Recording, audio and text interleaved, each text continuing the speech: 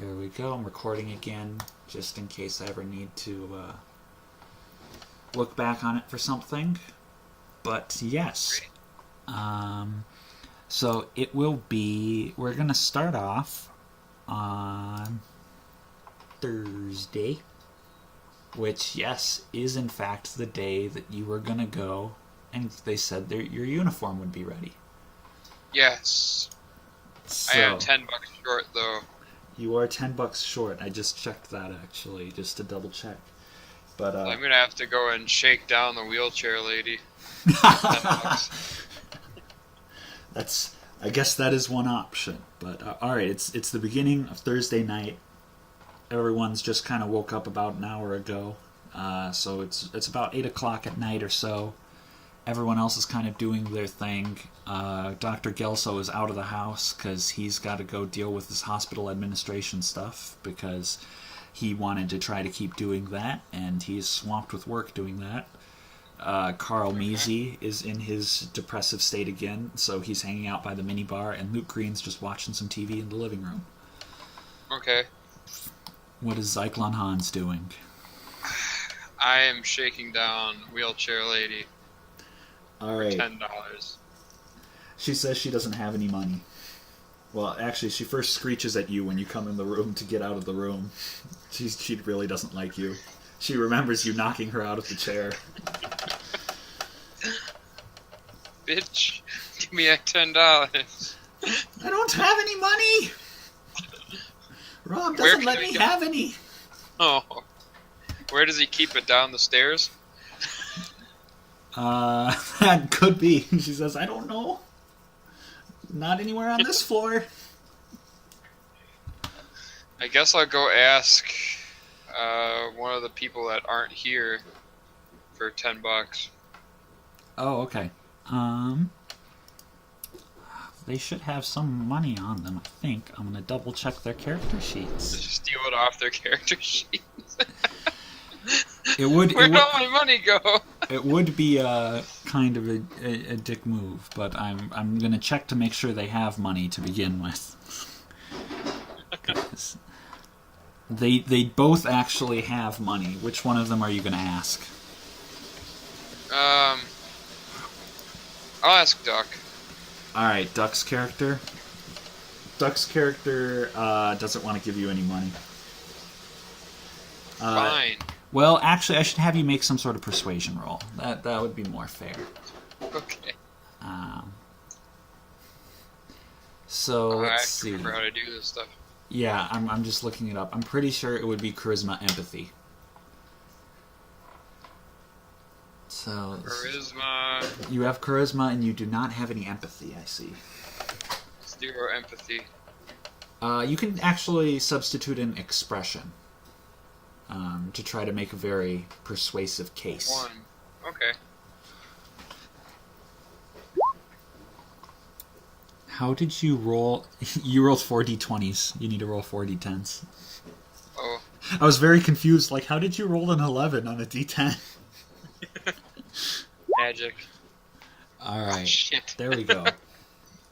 That's not bad. However, he says that he only has $12, and he really doesn't want to lose the money right now.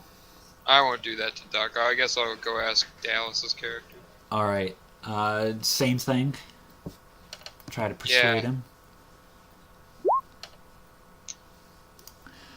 It's not great, but Dallas's character has more money, and he says, "Will you pay me back?"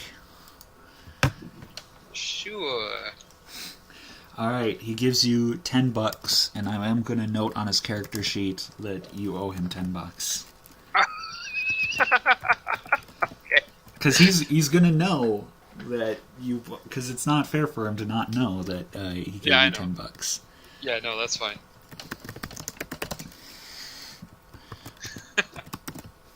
Alright, there we go. So he's giving you $10 there. So you should be back to $100, shouldn't you? Yeah, boy. Alright.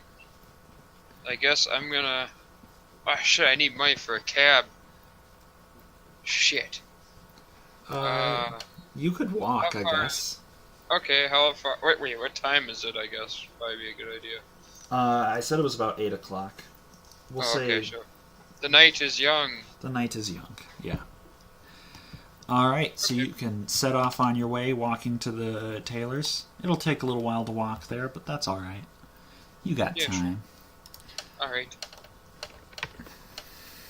All right. So you're walking down. By the way, what are you wearing right now? Are you still wearing your hobo rags? Really? Yeah, I think I am. Because I was going to say, one of the other things is that Gelso might have been nice enough to get you something that's not totally smelly and street. Yeah, we crappy. could. As long as it's simple, he probably ran out and got you a simple outfit or something. So Okay, did he? let's Did he do that? let's say he does, because he's actually got a job. Okay. So All right. He's rich. He's a doctor. yeah, exactly. And you guys are all living at his house. I don't think he wants you lounging around in your sweaty hobo clothes. All right. So what are you wearing? I guess I'm just wearing pretty casual shit, All right, like jeans, t-shirt, and a jacket right now. sounds good. This sounds plausible. That sounds pretty plausible to me. All right, so you're walking there, and after a while, a car pulls up to beside you. It's a rather nice car, black, shiny, and pulls up. The window on the back seat rolls down, and guy leans out. He's a rather large guy. He's bald. He's got a friendly smile on his face, and he says, "Hello, Zyklon Hans." I do a perception check to see if he's part of the Zog machine. The Zog machine. All right, perception and I don't think it would be quite alertness. So what exactly are you looking for? If he is a Jew. I figured. Oh well, just do alertness. It would be either alertness or investigation, but you've got the same points in both. So Okay.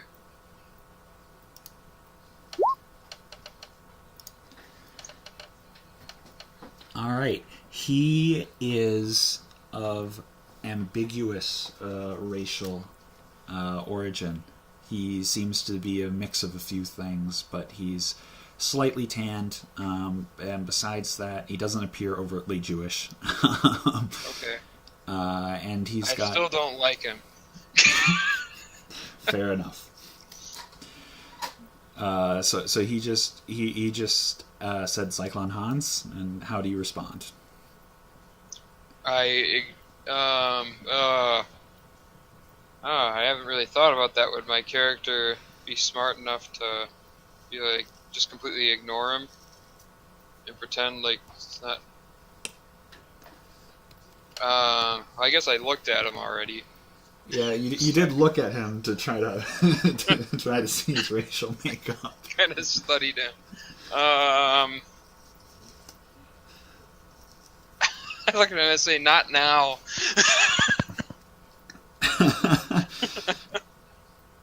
He says, "Don't worry, I'm a friend. I'm also a kindred." A kindred. I'm trying to remember what that means. Vampire. Oh, okay. That's easy enough. I don't care. I'm busy. He says, "I'll give you a lift to wherever you need to go."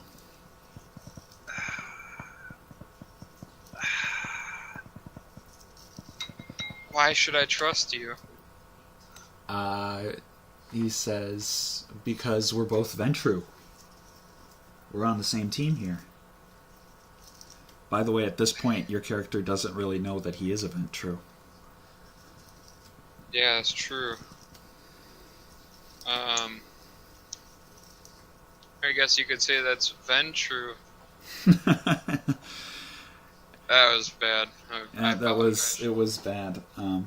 He also notices you're not immediately sold on that, and he rolls down his window a little bit more, and that you can see that there is a blonde woman next to him who's clearly kind of out of it, and he says, "I come bearing gifts." Gifts? What kind of gifts? He said, "Well, if I understand, if I've done my research correctly, this particular mortal should be to your tastes."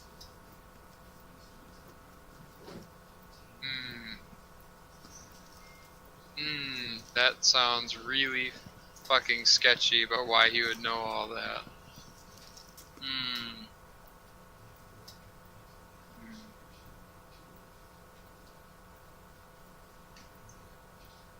I'll say, why would you know anything about me? He says that he's been studying your case for some time now, and he finds it fascinating ever since he found out about the project, the Nazi project. So this mixed race guy is interested in this Nazi? Apparently.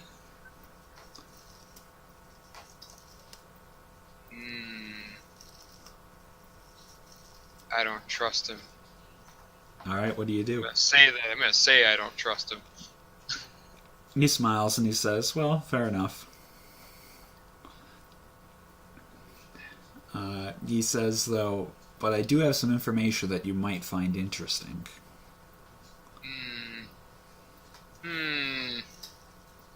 Is there any way I could check to see if he's telling the truth? Yes, you can try. It would be perception, empathy. But you don't have empathy. I have 0 empathy.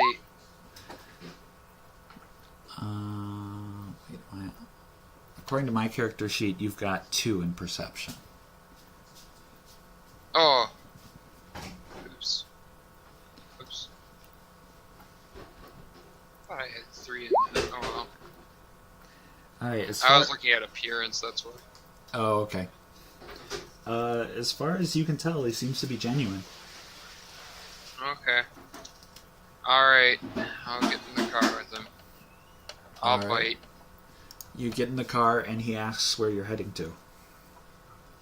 To the tailor's. Alright. Do you give him the address? Yeah, sure. Alright, he leans over to the front seat and tells the driver to start heading there. He also asks what you're getting at the tailor's. None of his damn business. He says, alright, fair enough. I was just making conversation. Sure you are. He says, "Well, let me introduce myself. My name is Eric Pierce. Normally I operate in Chicago, but I'm visiting because I heard that you had been awakened. There's a lot of conversations that I was a part of discussing what to do with you when we learned that you were in storage and being shipped off. And while a lot of the people here had voted to just simply destroy you, I had tried to fight against that. But everyone here had said, we can't let you fall into the hands of Cortex Industries, so they wound up going with the trying to destroy you instead. I'm glad that circumstances proved otherwise, so that didn't happen." So you're saying I narrowly escaped? He says, "Yep." They had sent an agent in. Some of the camera here had sent one of their agents in to spill a bunch of vampire blood in the car. The plan being that as soon as the train left the protection of the city, the werewolves would smell it because they can sniff out the vampire blood and they hate vampires, and they would attack the train, find you, and eat you while you're still asleep, or kill you. I don't think they eat you. Well, that was nice of him to. So. Okay. So what is this Cortex Industries? He says it's kind of a long story. You probably won't run into many of their agents, but let's just say that they're also not a friend of the kindred here. And If you had fallen into their hands, it would have been very unpleasant. I.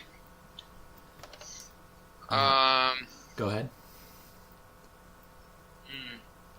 So why are you so interested in me compared to them? He says, well, because you're an artificial vampire, and I find that very interesting. And Very interesting. Very interesting. And so ever since I heard about that, I've been looking into your case, and I found a lot of information that I don't think even you know. I think, if I'm right, a lot of your some of your memories have actually been suppressed, and I can actually help bring them back to the surface, if you'll allow me. How? He says, well, I'll be using some of my disciplines, a modification of the Dominate discipline. I'm not into that, man. I'm not into being dominated. He says, well, I won't be taking control of you or anything like that. It'll just be bringing back forth stuff that was already implanted, or that was supplanted within you. In fact, I'll be undoing a previous domination, if I'm right. Let me get my uniform first. He says, all right. Otherwise, I can also... Well, actually, he just says, yeah, all right, that's fair enough. All right. How far is it to the tailor? It's not much farther now, because you guys have been talking while you're driving. All right, so you come up to the tailor. But as you turn the street and start coming, you see that something is clearly wrong. There are a couple of police cars and police tape around the tailor's building. Son of a bitch. Eric has the driver pull up just a ways away, and he says, we better see what's going on here. Okay. Alright, so you guys getting out of the car? Yeah, sounds like a plan. Alright. Eric leaves the blonde girl in the car, the driver stays there, but the two of you get out. Look over the scene as you get closer. It looks clearly like someone has broken into the tailor's, and there's several police going around trying to figure out what's happening.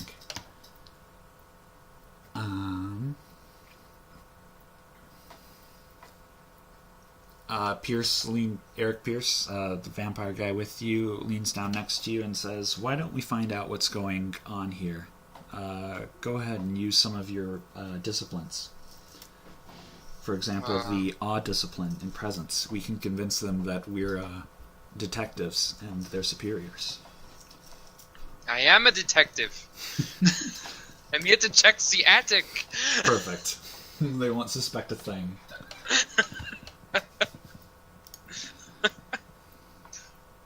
For my uniform. Alright, so... Yeah. How would I go about... presence? Alright, using presence, the awe power, which is what Eric suggested. That's what he wants me to do? Yeah. It does cost a blood point, and then you roll your charisma plus performance. Okay. And the number of successes determines how many people are affected.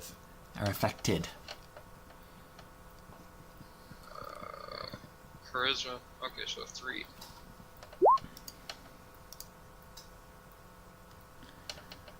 All right, you've awed the one person. Shit. Let me just double check the description.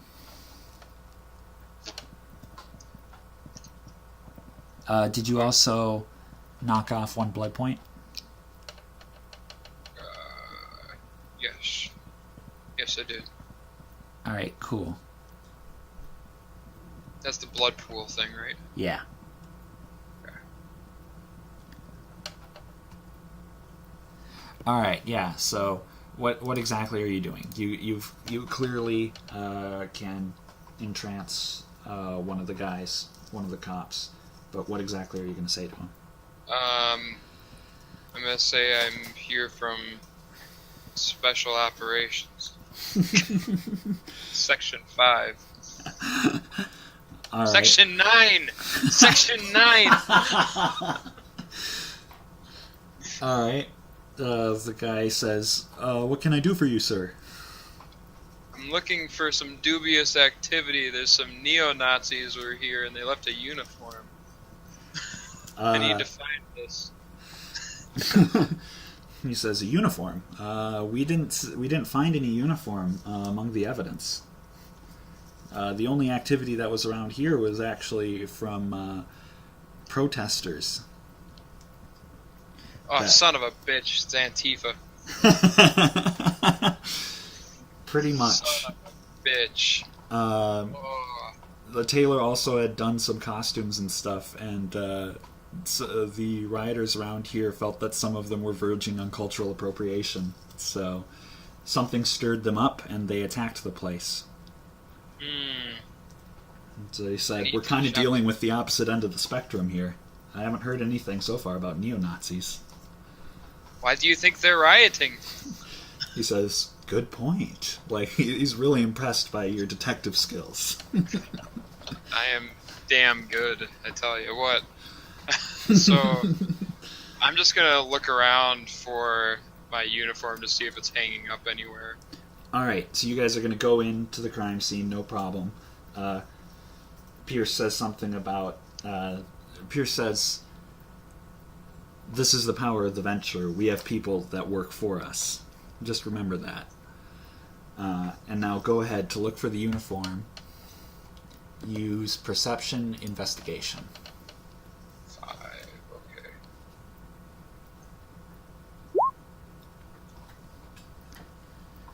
Alright, you get a quick scan of the place. It's pretty bustling, so you don't get the most thorough look, but from everything that you can see, it looks like your uniform is no longer there. Son of a bitch. And Pierce strokes his chin and says, "This is really strange." I'm gonna ask one of the policemen a bit about the perpetrators. The same policeman that you did Yeah, I'll ask him, because he's in awe of me. Yeah. Alright, what are you asking him? I'm asking him who these people are that were protesting. He says, they appear to be a disparate group. I mean, they all have similar political leanings, but they don't seem to have any formal group or anything like that. We've got one of them in custody, if you'd like to talk to him. I'd like to see the suspect. He says, "Alright, follow me." Leads you out. You go over to a police car. There's a black guy in the back. And there's a different... and there's a different... there's another policeman there who's kind of keeping watch over it. And as the three of you approach, he asks, "What's going on?" Here to question the prisoner. "And who are you?" Section 9. Says, "I've never heard of that." Hans Schmidt. Detective. Alright, do...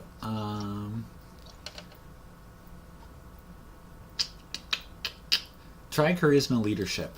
I think you can pull that off. That's a 6, right? Yeah. Alright. Nice. Alright. Yeah, so you convince him that the reason that he hasn't heard of Section 9 is because he hasn't been paying attention and he's too low on the food chain, so he decides to let you question the prisoner. It's like at the beginning of Men in Black. Yeah. Eric There Pierce, is no Section 5. Eric Pierce convinces the two to give you guys some space so you can question him without them overhearing you, and they do so. So he's behind the door of the car. He's in the car. The window's cracked slightly, so you can talk to him. Now. Okay, so he's in the car? Yeah, he's in the police car. I'm gonna have to take him out of the car for some extra questioning in the back alley. All right. Yeah, you can get away with that. I'm assuming he's cuffed. He is cuffed, yeah. All right. Yep, you talk the police guys, one of whom is now following your orders and the other is odd, so they let the prisoner out and you go into the back alley before anyone else notices. Cool beans. The prisoner asks you, "What the fuck is all this?" You will see. And guess I'll just I'm a pistol whip him. A pistol whip him. All right. 'Cause my character is very angry. He's fucking furious right now. I'm gonna quickly check. Do strength and intimidation. So that's a 6. All right, he he suddenly knows who's the boss around here, and he's like, "Whoa, what's that for? Dave, don't hurt me." Who is your leader? He says, "Man, we don't have a leader, but if you're talking about who started all of this, I didn't get her name, but I got to look at her."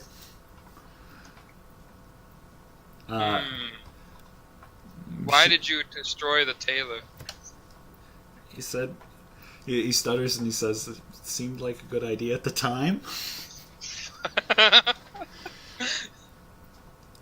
Pierce whispers to you that it sounds like, based on the fact that these guys weren't a formal group, and this guy has a very unconvincing answer there, it's possible that they were convinced to do this, possibly under vampiric influence. Quite similar to our own, actually. Oh, so you think that it's a Ventru, eh? Could be, but there are a lot of other vampires that have similar powers. And if someone's charismatic enough, they might not need it. But, again, considering the strange circumstances, I would bet that it would be someone with presence or dominate skill. Yeah.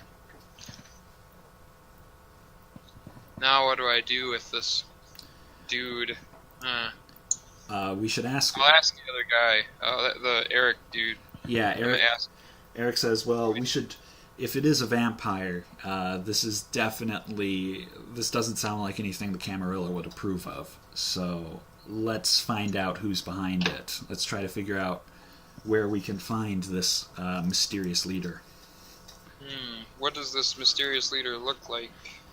He describes her as, or the prisoner, that is, describes her as a Spanish-looking woman, slightly darker skin, straight black hair, and she had a big old crucifix around her neck. Aren't vampires not supposed to like crucifixes? In this universe, it usually doesn't affect them unless they have that specific flaw, or if a person wielding it has true faith. But a crucifix alone in the Masquerade universe won't do serious damage to a vampire, or any damage, or any effect. Okay. So, she's a Mexican. Mexican, you said, or Spanish is in Spain?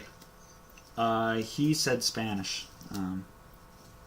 You'll have to figure out what that means. But he could be a dumbass. He could be a dumbass.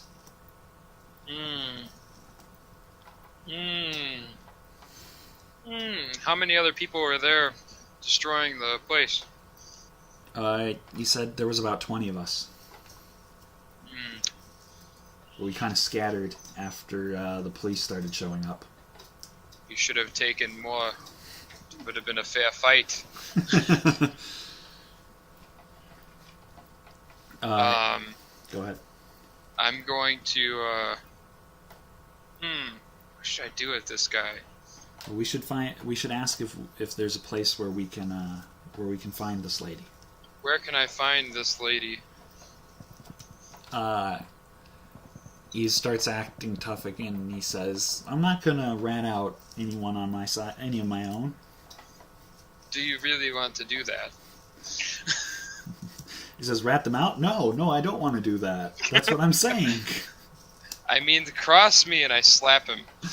All right, do another strength intimidation. Alright. Oh, fuck. Nice. This is... All right, fine. I heard rumblings that they were going to do something at the art museum. At the art museum? I'm sorry, I'm smoking my pipe and it makes me do that. Fair enough. Like, that is a side effect. I don't know why. But Interesting. it's because I have it in my mouth and I don't want to talk with it, so... Fair enough.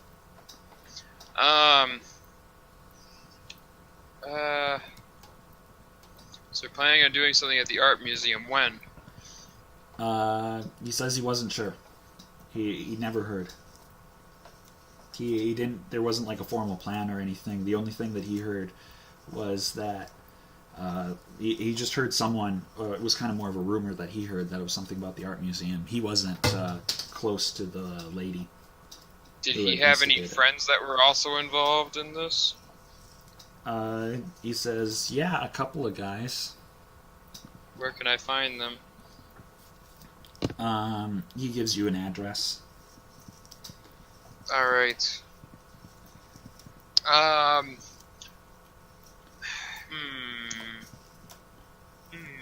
me see what... Just one second, I'm thinking here. Alright.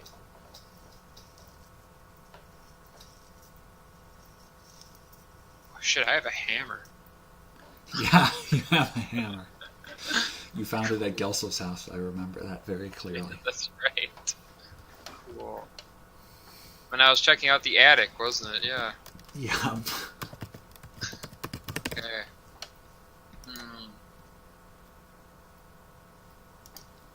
I'm gonna take the suspect back, but let me see here. Let me look at my abilities here, because I want to do something fun with this guy. All right.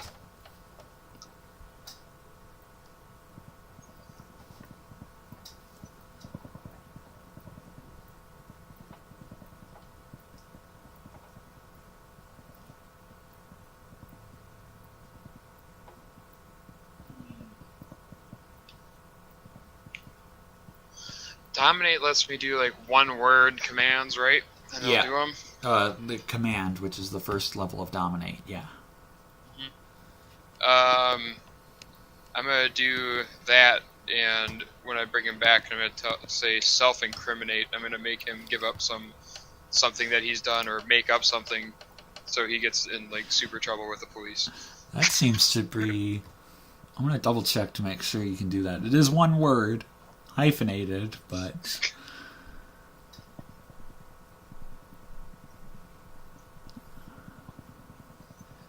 It has to be pretty clear and straightforward. I don't think he would understand that necessarily.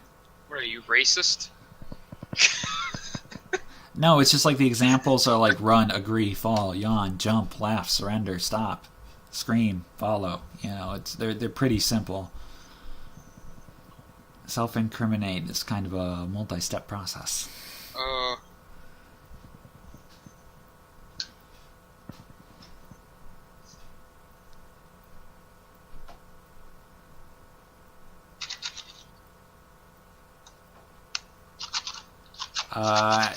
If you knew about a specific crime, maybe you could have told him to confess, but... Oh, confess. But I think that if you did that right now, if you just said confess, he would just talk about this particular instance, probably. Which they obviously already got him for. Yeah.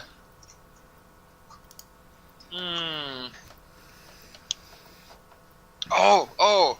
I'm gonna tell him to attack. He'll go and try to attack the police while he's handcuffed.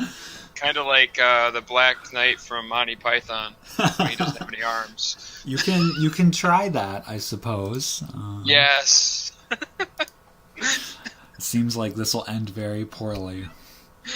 Why him? Oh, actually, hang on.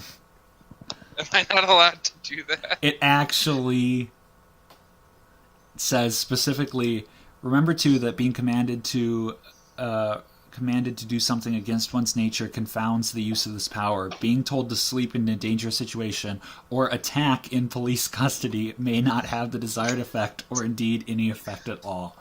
But the dude's Antifa. You can try rolling for it, but it probably won't work. Okay. What do I have to roll here? Manipulation and intimidation. Okay. So that would be 5.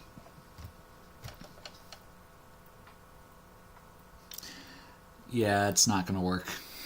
Damn. Oh well. He's like, what are you, nuts? Maybe. It's like, I had enough getting slapped around by you. Jesus, what kind of cop are you?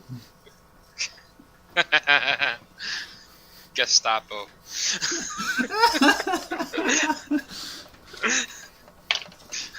Alright, Eric Pierce says, I think we got what we needed out of him. Aww. We should probably bring him back before someone starts asking questions. Fine. Alright, so you guys bring him back, put him back into the car. No one seems to be the wiser. Alright. Cool. And, Pierce asks again, what exactly were you getting from here? From here... Oh. The tailor.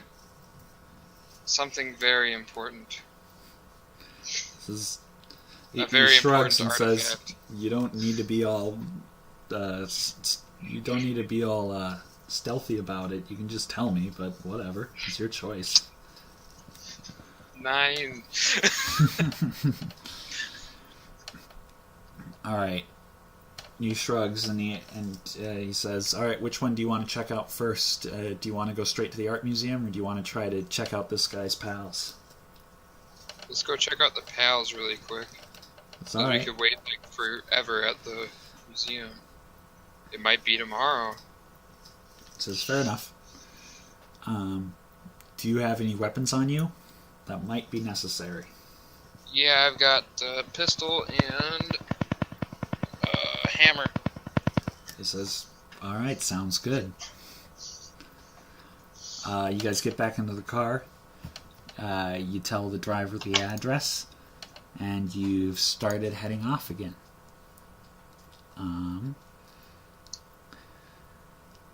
As you're riding there,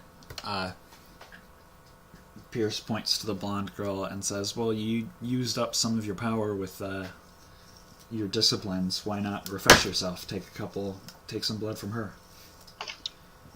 I'll wait till after we're done. He shrugs and says, all right, whatever you want.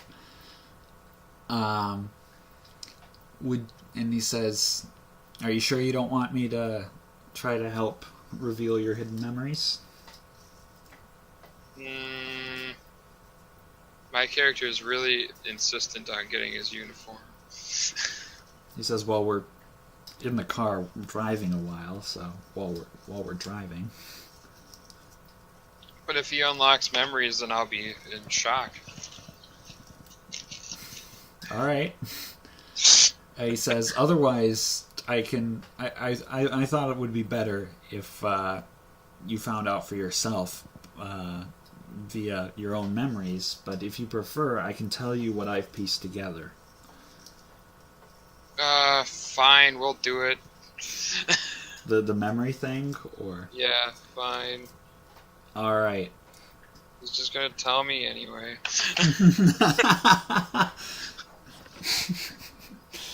You can flat out refuse if you really want to. I mean...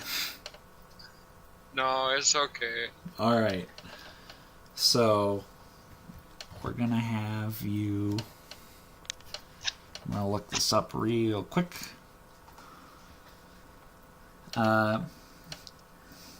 So...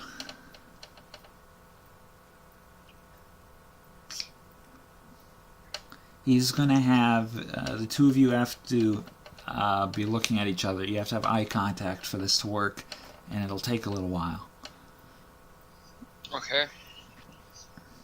What's your current willpower points? Willpower. I think I got 7. I have a lot of willpower. Cool.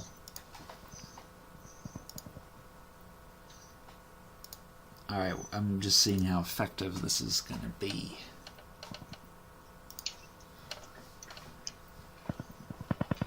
Awesome.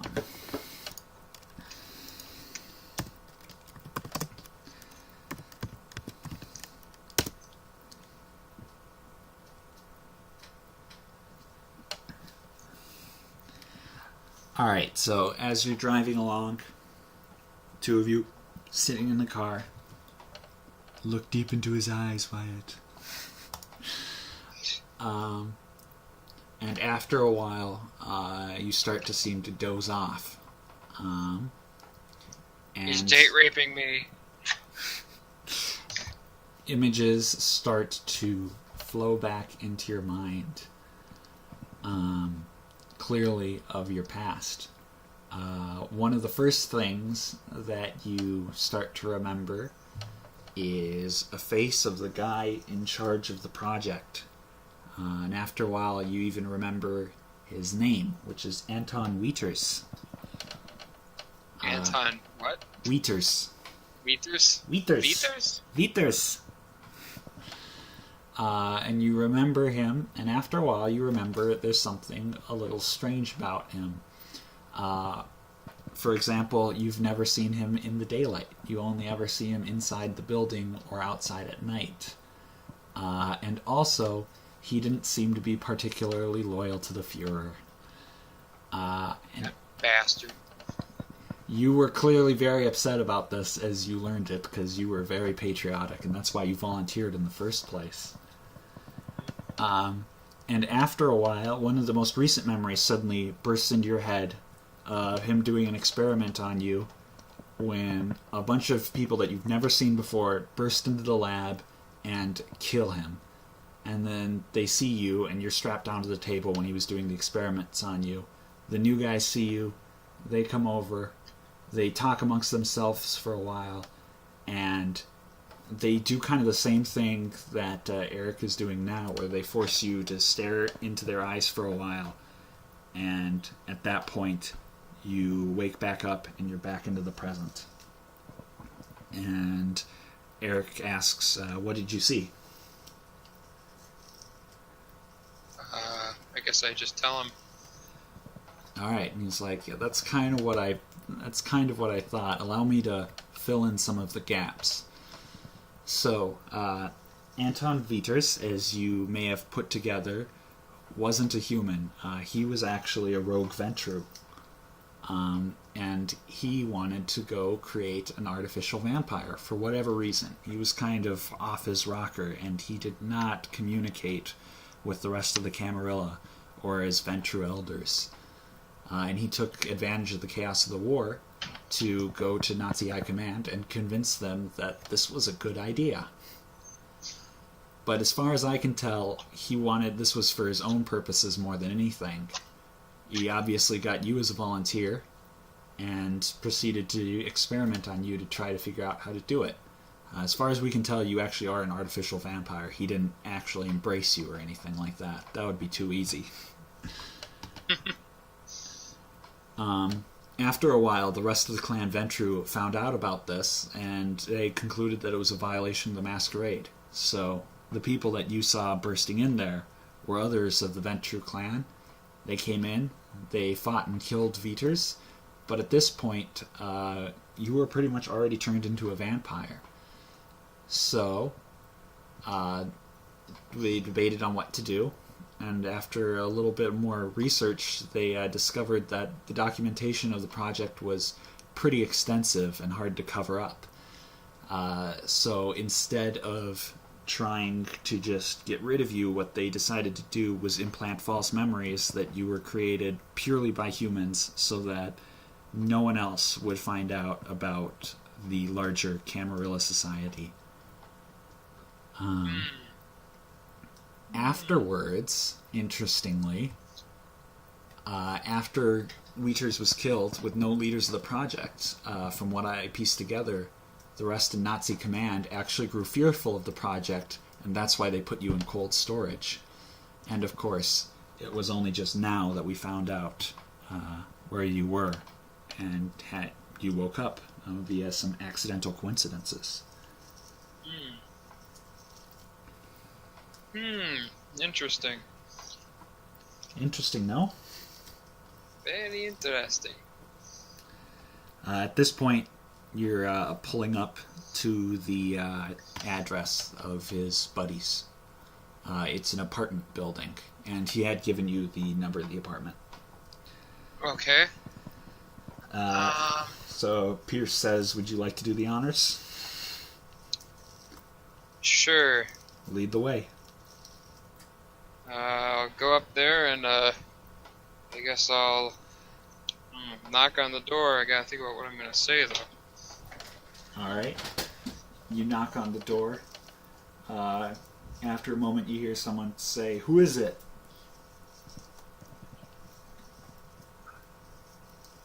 The Führer's secret police. The fuck?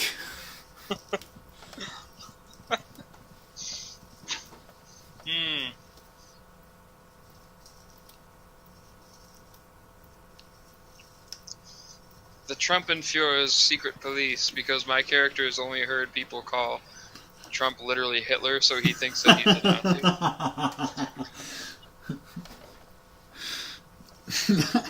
You see the door open a crack, and a black guy looks out, and he's just like, what the fuck?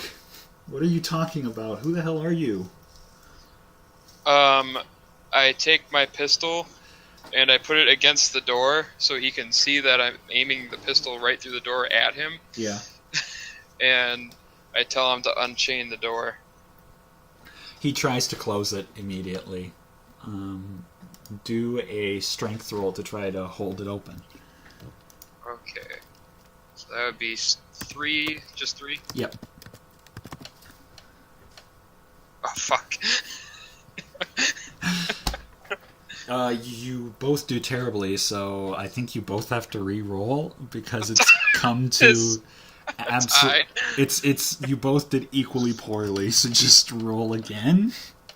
Oh shit! I should have had something hilarious happen instead. Oh well. Okay, you manage to hold the door open after he tries to close it, but you are stronger than he. What are you going to do now? He's still trying to close the door, but now he clearly can't. Make it easier on yourself and open the door. You better do some sort of intimidation roll, I think. Okay. Let's see. You're using a gun, so it wouldn't be a strength roll. It ought to be... well, you've got intimidation and either charisma or manipulation. I'll do charisma then. I figured.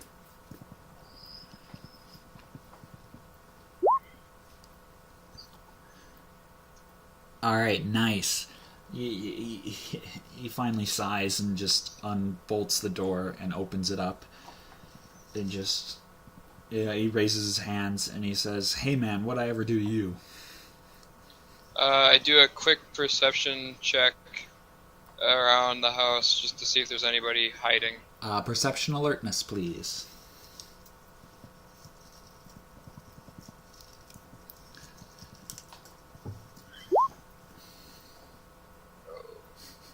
You don't see anyone else.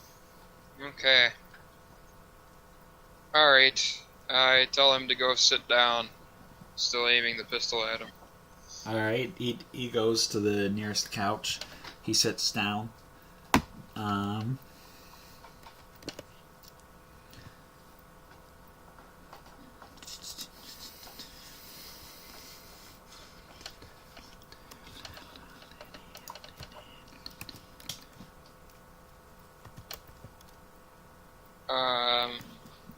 Oh, it's my turn.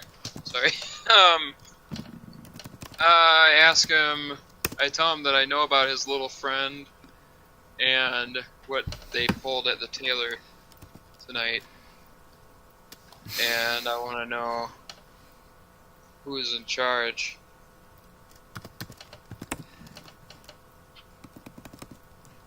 I briefly describe the woman that I was told about. And before you even finish saying the sentence, you are sucker punched to the face. However, the guy is apparently really weak because it just bounces off of your face.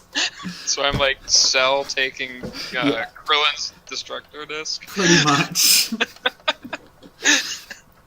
Alright. Alright, so second guy just tried to sucker punch you. He's off. He came in from your left, hit you in the face, did no damage whatsoever. What do? I elbow him right in the nose. Alright, strength and brawling. Oh shit. I don't think I have brawling. I think I have. Yeah, I don't. Or it's actually dexterity brawling, sorry. Oh, okay. Fuck. You miss horribly. Eric? Yeah, let's see what Eric's got here.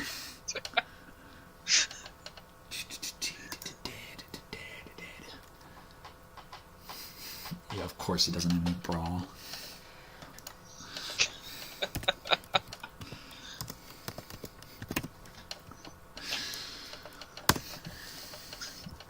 Okay, well, he hits him. Okay, at least he hit him. Oh, he hits him pretty good, but it's Eric is clearly not used to physical combat, so he only seems to have done minor damage. Okay. Rioter's turn, actually.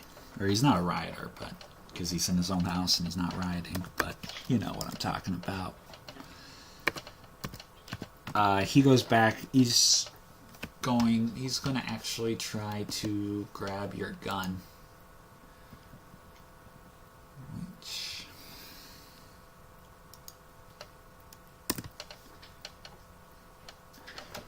Wow, yeah, he actually gets a hold of your gun. Quickly make a strength roll for me to see if you can actually hold on to it. Son of a bitch. You don't. He got the gun out of your hands. But it is your turn.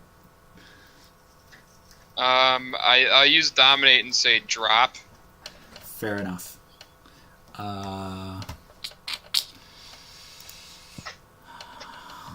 Do you remember what that is? I'll look it up. It's manipulation and intimidation. I just looked it up.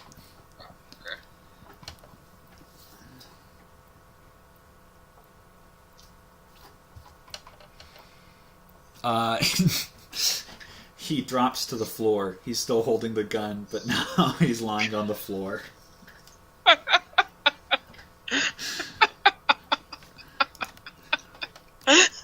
Is he still pointing at me? Yeah, he's still pointing at you.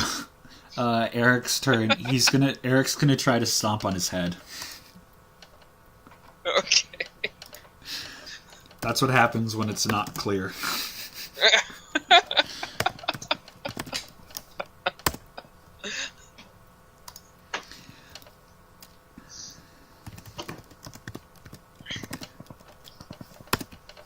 I have to take off a blood point, don't I?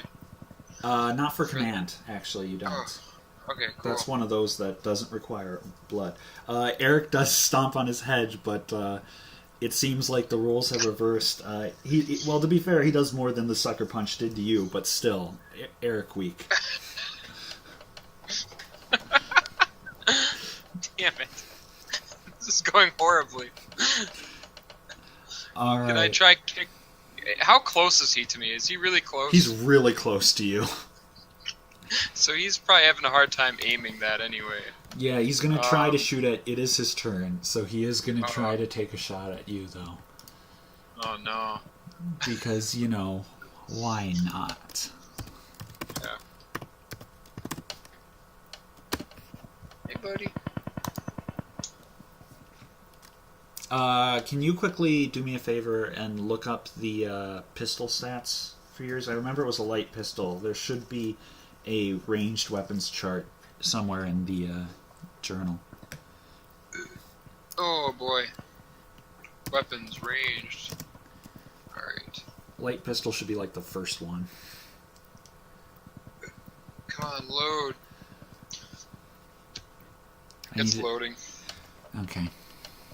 I just need to know the damage. Revolver light. Looks like 1. It should have more. Usually guns have more damage 4. than that. 4. Okay. 4. I was gonna say. I couldn't see because it was zoomed out. Oh yeah. That's all. That's annoying.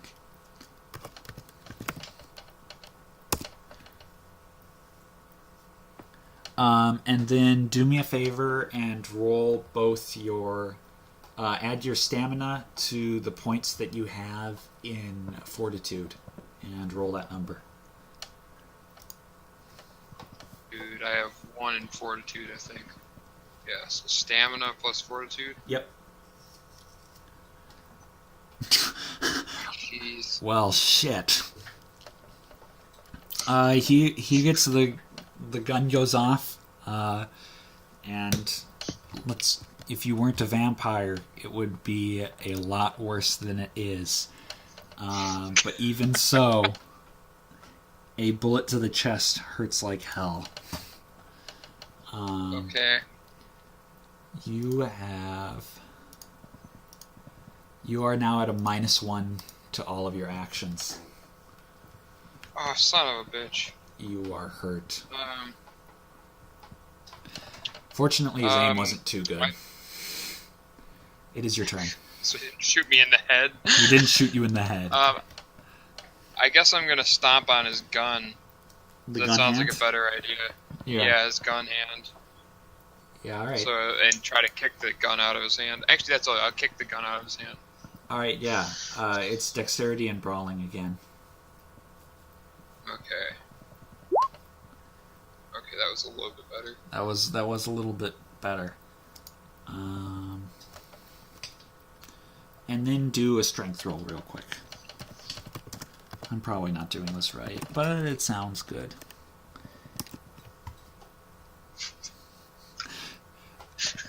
Well, he's not aiming at you anymore, but he's still holding on to the gun. Also, I tell Eric to take my hammer that I have. That's not a bad plan. It's because this is just ridiculous. Is it in your pocket? I think so. Yeah, it's in my jacket pocket or something. All right. Eric digs in your. Actually, let's see if Eric can find it right away. Oh God.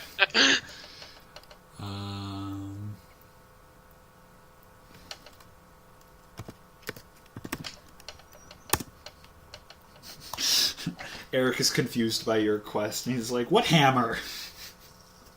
And decides instead that he's going to try to kick the gun out of his hand this time instead. Because you're, It's like fucking kicking at this man. He's on the ground, he has a gun. Kick him, kick him, kick him!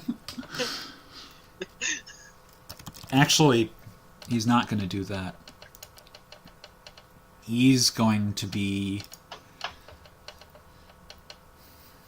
smarter, and he's just gonna look down at the guy and just tell him stop. And the guy immediately freezes. Why didn't you do that before? He's like, I was taken by surprise, sorry. Why don't you take the gun out of his hands now before he recovers? Okay. I'll take the gun out of his hand.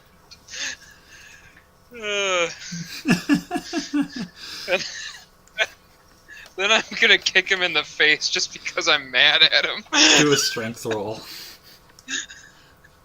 I'm just pissed at this guy. Nice. To be fair, he did shoot you with your own gun.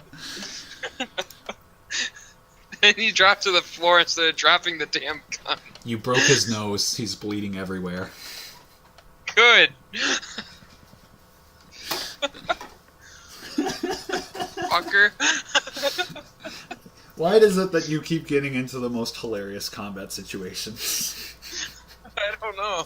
Go fight some homeless guys, get ambushed in the apartment that you're trying to invade. Alright, you've got them at gunpoint. One of them's still sitting on the couch. He didn't move, thankfully, and the other guy is bleeding all over the floor. Good. And tell the guy on the floor to get up and sit next to his friend. He does so after a moment, holding his bleeding nose as it ruins the carpet. Fuck the carpet.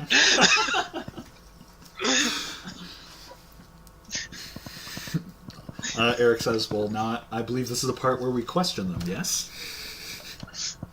You know, usually I think we're supposed to bloody them up after they don't answer, but, you know. We got started early. I guess I'll ask the guy again, the original guy, again, one more time. We know what you did at the tailor. He says, alright. Where is this bitch? He says... I talked to your buddy.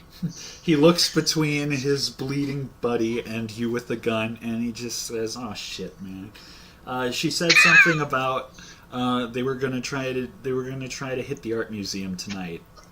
What time?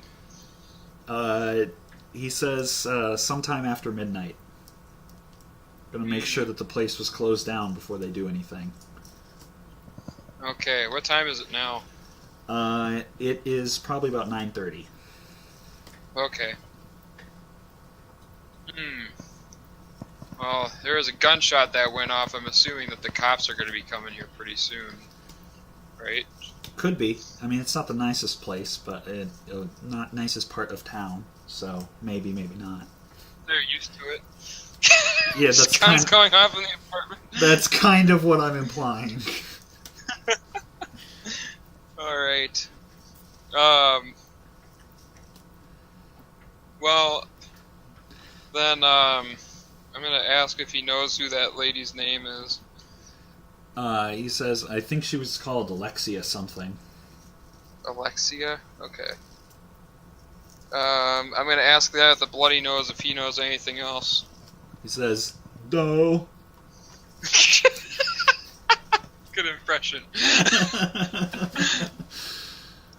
I'm gonna say, and one more thing before I leave. Do you know anything about a uniform from the tailor? He says, well, they were taking a bunch of suits and costumes and stuff, but I didn't see what they did with them. They took off with them. Okay. I'm gonna say, thanks, you've been really helpful. I'm gonna shoot that fucker that has the broken nose right in the face. Oh, shit. Fuck that guy. Do you have firearms skill, right? Yeah, I do. I think I have 3 in firearms. Yeah, you've got... By the way, if you do kill him in cold blood like this, you will have to make a conscience roll to see if you lose humanity. Cold blood? That guy is a fucking asshole. It's cold blood now. You're no longer in combat. You're out of combat, bro. He shot me in the chest. It's how the game works, bro. If you give in to your evil instincts, you can do it. Although, to be fair, you have 4 in conscience, so... Yeah. Alright, well, I'm gonna shoot him in the fucking face. What's that, 7 dexterity plus firearms? Just roll your firearms. Okay. Normally it would be, yes, but I just want you to roll your firearms for now. Alright, and then do 5d10. Which is... It doesn't like you today, Wyatt. No, it doesn't like me. Do roll your perception real quick. What the fuck? Okay. All right. Despite the massive amounts of blood that have suddenly splattered, you can tell that somehow you haven't killed him. You just tore off his ear. I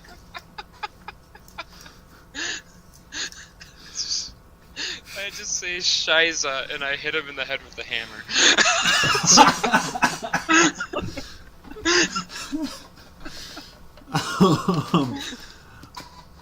All right. Do yeah, roll your strength plus. Actually, hang on. Let me check. There's like a club that would be probably pretty similar in melee weapons. Check what damage that does. It does +2. So yeah, do your strength +2. I do have melee. I don't know if that counts for anything. That would be more to hit. I'm saying that Okay. you're already gonna hit him. Okay.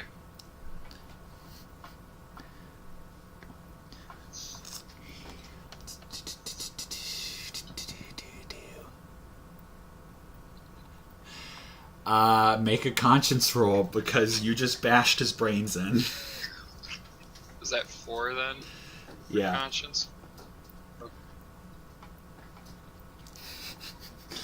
Alright, maybe bashing people's brains in when they're defenseless isn't the best thing to do, but this guy had it coming. You don't lose any humanity. Yes!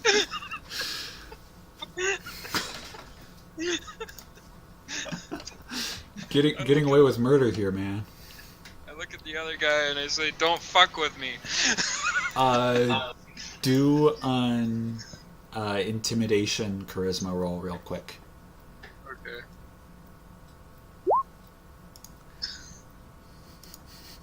He stays right where he is. Alright, let's go to the museum.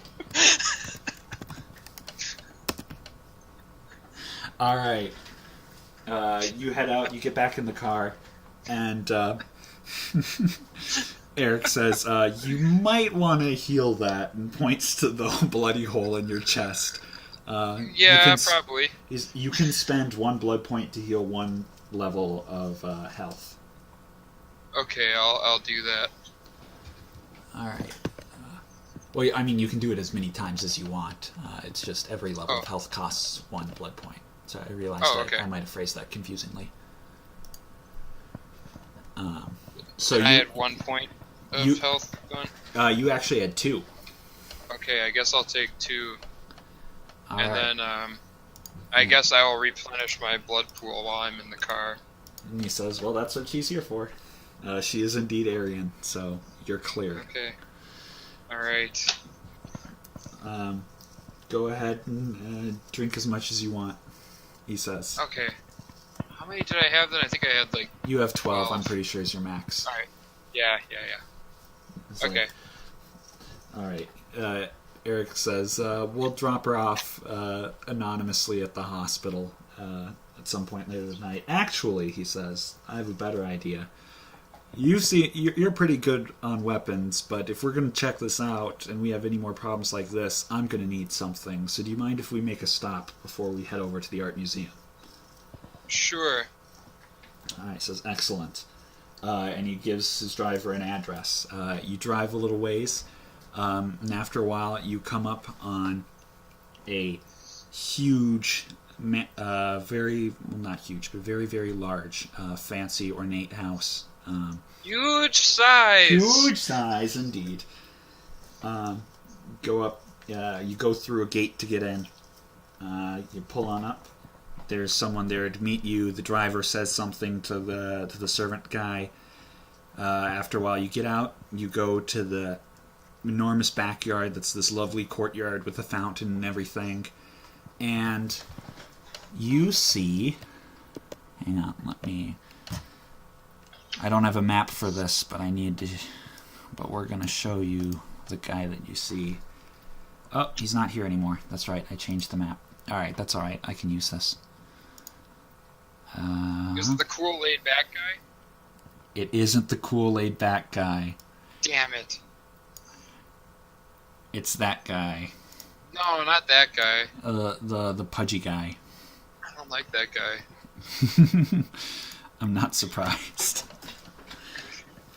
Alright, he's there. He's sipping on some red liquid. Ah, very conspicuous.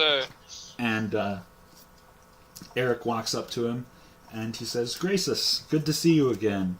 And Graces says, same to you, Eric, and they shake hands. And he eyes you and he says, what strange company you're keeping these days. Eric proceeds to remind Graces that Zyklon Hans is a Ventru like them, and so, don't be a little shit to him. Yeah. Graces raises his eyebrow and just says, point, forgot my manners. In case you didn't get my name at the council meeting, I am Graces Nostinus. Graces Nostinus? That's his name. Holy fuck. All He says, and this is my haven. And he, indicates the gorgeous courtyard around you. And he asks what brings you guys to him. And Eric says, I need a couple of supplies. We found some disturbing activity tonight, and we're going to go check it out. So, I need a couple of weapons. And also I have a young lady in my car that it would be very nice if you could have her see the hospital. Get her to the hospital. And Grace says, alright, I can handle that. And I think that one of my less palatable associates is around here who might be able to arm the two of you.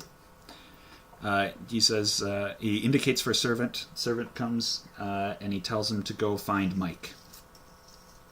Alright. You guys are going to wait for a little bit. Anything to say while you wait? I'm going to ask him if he might have any weapons for me as well I could maybe purchase, since my uniform seems to be stolen. I'll have to recover that without buying any, or without paying for it.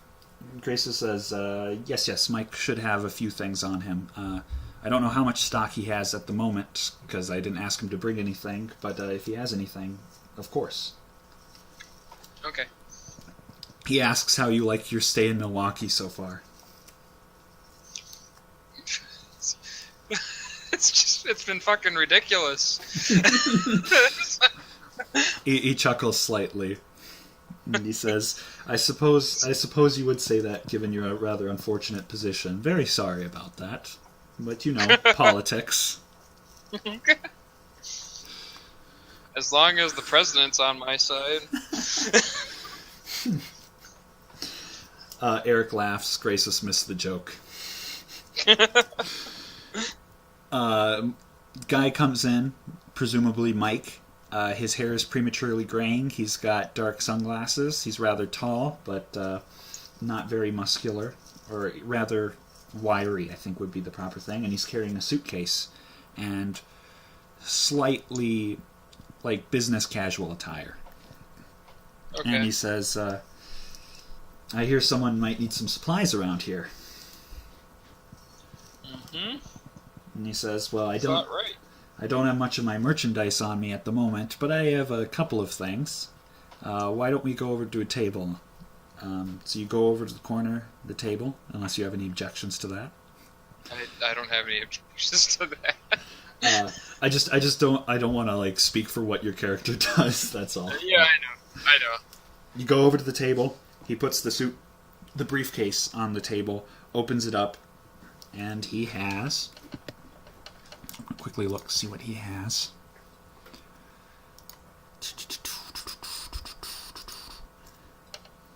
Because he doesn't have anything crazy, but he's gonna have better weapons than you have, probably. Yeah, he's got a couple of pistols, and he has one Hang on. He's got one small SMG. Oh, cool. So How much he's- for the SMG, bro? He says $300. Fuck. Fuck indeed. There's two types of pistols. We got the light and the heavy pistols. I need the Luga P08. Don't have that, bro. Sorry. I can hit me up some other time and maybe I'll have it, but not tonight. Sorry. I want to get the Luger. Yeah, I want to get the P08, and then there's the one Nazi submachine gun. You know the one I'm talking about? I'm not sure. I'll find a picture. I'll text it to you. All right. There is like I said, there's light pistols and heavy pistols, and the light pistol, he says, you'll sell for about $50, and the heavies for about $100. What was it? A light pistol and a heavy pistol? Was it? Yeah, not revolvers, by the way. So they are different than what you have. I'll take a heavy pistol. All right, we'll knock off your $100 there. All right, now I'm in a deficit to Dallas.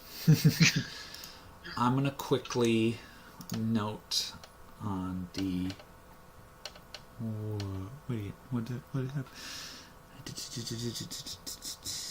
Why did it?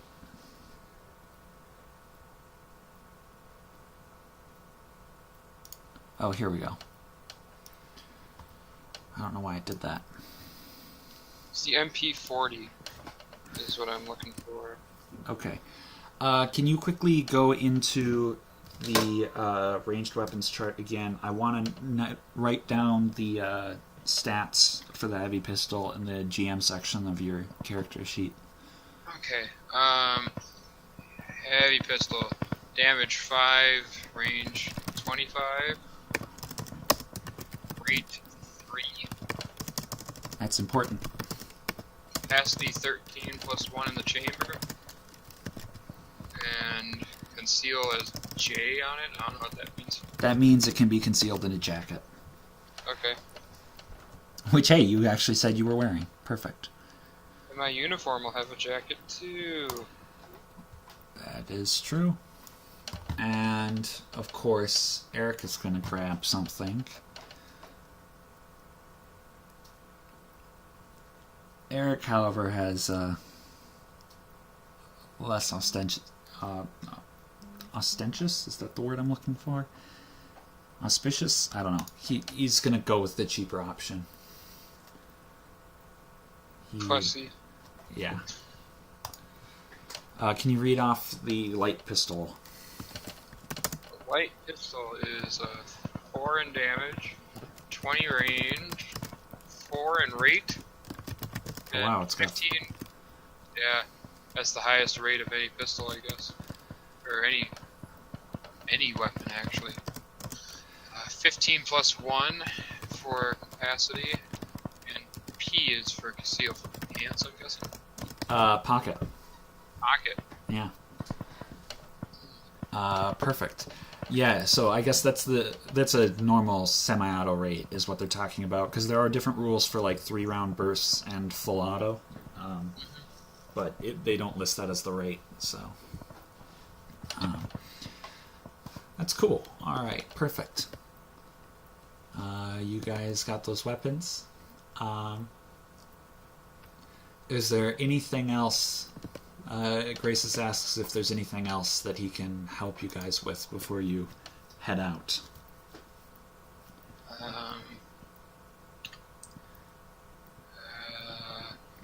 Not really. I see so. the MP40 that you sent me, by the way. Yeah. Yeah, that's a cool gun. Yes, it is. Okay, so I gotta change my weapon over to heavy pistol. Yep. Mike asks if there's anything else you need, extra clips or anything. I remind him that they are called magazines. Well, fine, Wyatt. Be that way. I'm out of money, so I guess it doesn't matter. What's Right. your capacity is 13 plus 1, right, Wyatt? Yeah, I think that was what it was. Eric Oh, buys yeah. you an extra magazine. Cool.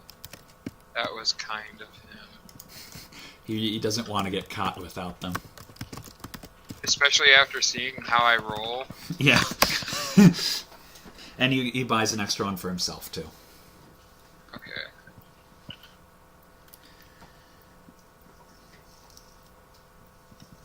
Alright. Alright, cool. So I have 2 mags. Graces says that the woman's already being taken care of. Don't worry about that. He asks if either of you need blood before you go. I'm full. He says, alright. Good to hear.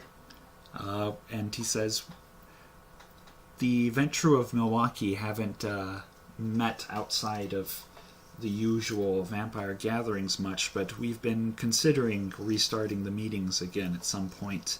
If we do, of course, we hope to see you there. And he looks at you, Hans. Oh, well, that's kind of him. He says, As long as there's no Jews. he says, the Camarilla, while our greatest creation, is sometimes under siege by the other clans who don't quite see our wisdom, so it's important that the Ventures stick together so that we can keep this unruly city somewhat civilized. Don't you agree? Of course. Of course! He says, alright, he says, best of luck on your mission. Yes. The fire rises. Alright, so unless you have anything else, two of you are going to head off towards the museum. Sounds good to me. Quest start. Quest start. Alright, going towards the museum, Eric says, this is not usually my sort of cup of tea. I assume that you've got more experience with this sort of thing, so please lead the way. I'm more used to talking to people. Pussy. He says, look, I help people and try to calm down some of the insanity that's caused by our condition. People do crazy things if you haven't noticed yet. Yeah. And if we're going to maintain some sort of semblance of order, someone needs to be a mediator around here. And if that's me, so be it. Alright. Fine. Whatever makes you sleep at night. And he says, and if order needs to be maintained by shooting some unruly vampires, that's always good too. Alright. Point taken. Alright, so you drive up. It's clearly closed. It's, you guys get there. You've actually stayed rather a while at Grace's place because he was dragging his feet. You guys chatted a while. So when you arrive there, it is about midnight by the time that you arrive. How convenient. I know, right? It's almost contrived. Do a perception and alertness check. Okay.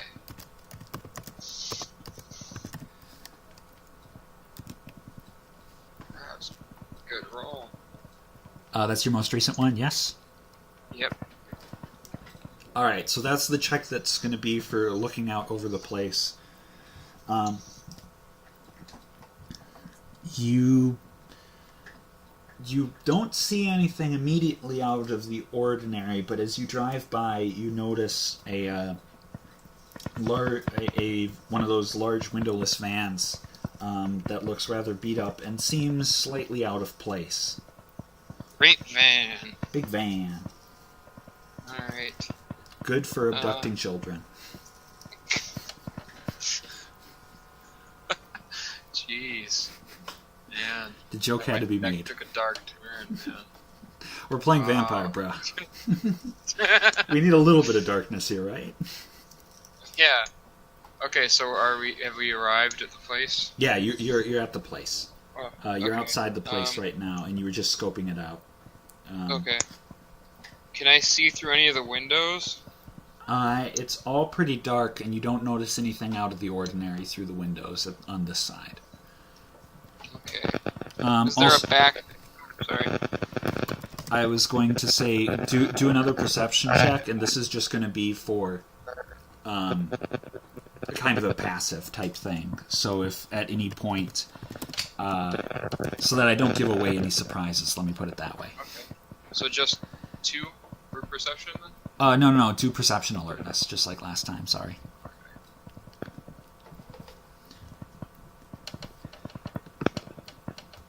Alright, cool. What were you saying before I asked that? I was gonna see if there's a back door. Yeah, he says, Graces had told you guys, actually one of the other things, retcon, Graces had given you a key to a back door, so that you guys could get in. I know. That's convenient. It's blatant retconning, but I forgot I'd planned that, but I totally forgot to mention it, so. Dude, you're worse than Toriyama. Hey, what can I say? I'm compared to Toriyama, I count that as a win. Alright. Alright. So, yeah, let's go in the back door. Sounds good. You go in, you enter into starts by a storeroom. There doesn't seem to be anything there. And there's an entrance that starts going into the art exhibits. Eric asks, how do you want to approach this? Frankly, I don't know. I don't think I have any, stealth at all. I'm pretty much a guns blazing kind of character. That's true, you don't have any stealth. Let's just fucking go. Eric says, well, I'm pretty quiet when I need to be, so keep that in mind if you ever... So you lead the way, Eric. You take point. He says, alright, signal you if I see anyone, or how do you want to approach this? Yeah. You got the experience. Yeah, you just signal me whenever you find says, anything, Eric. He says, alright, I'll check out the room. He rather quietly sneaks into the next room, looks around for a couple of moments. He waves you forward after a few moments. Okay. I will, I'll go follow him, then. Alright, you start out in, it's just a row of exhibits to start off, of the crappiest art you can imagine. It's very postmodern. Oh. The first one looks like a literal pile of shit. The second one it's like an overturned chair with some random paint blotches. The third one appears to be an upside down person. And the fourth one is just complete scribblings on some papers arranged in a strange geometric pattern. That's nice. My character thinks about burning it down. Eric mutters, it's not my cup of tea either. And then you notice something about the third installation. It's not a sculpture. It's actually someone has hung a dead body upside down. But like Predator? Like Predator.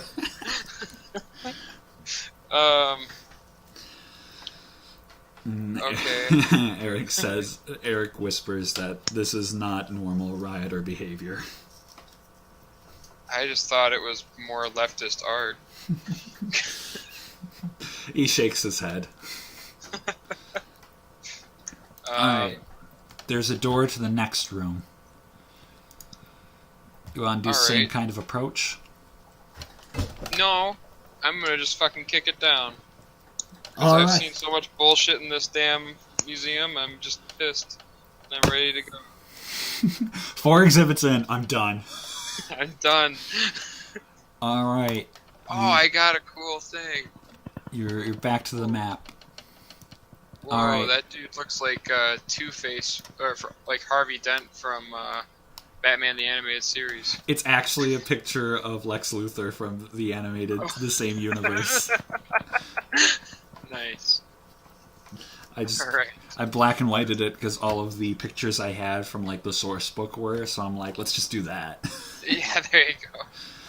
That works. All right, so the white are walls. The little red blobs are more crappy More crappy artwork, and the door, you guys do know, or Eric will actually whisper to you and tell you that the door is all the way on the opposite end. You guys got to get through there. And that's all dark. We can't see. Well, it's out of line of sight, so the whole place is fairly dark. There's there's a couple of lights on, but it's clearly darker than it normally would be. But the darkness right now represents the fact that it's out of line of sight. Okay, I'm gonna go take cover up here. All right, and you're not really sneaking or anything, are you? No, I'm just running up to cover. All right, you got a preference for where Eric should be? Yeah, I'm gonna say I'm gonna tell him to go right here. There. Right over there. Okay. Yeah, I think that would be right there. That'd be good. Yeah. All right. Let me reveal. You do this Gears of War style. Reveal areas. Polygon reveal.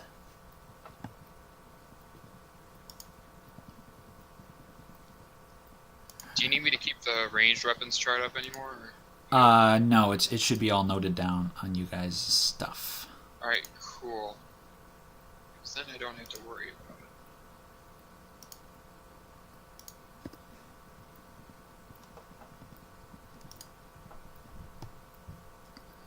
it. Okay.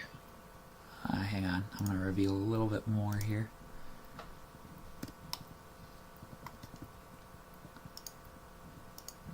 Because you guys can see down.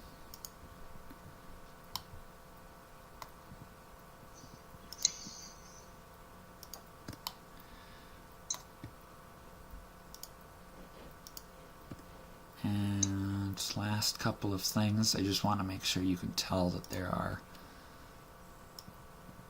where the walls are. Okay.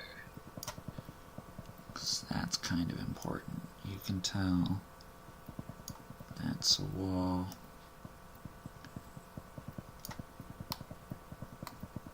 And make sure you got an accurate picture of what you're getting into. I'd appreciate it. Seems like it might be a useful thing to have. Alright, yeah, I think that's pretty much everything that you guys need to see. Alright. I'm going to do a quick perception check to see if I can hear anything. Sounds like a good plan to me. Would that be perception plus alertness? Yes.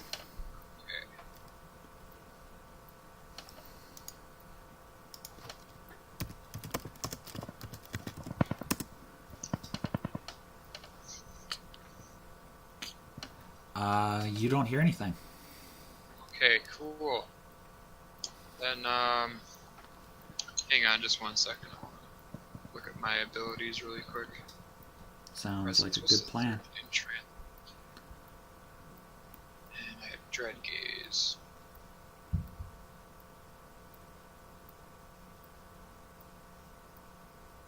Okay.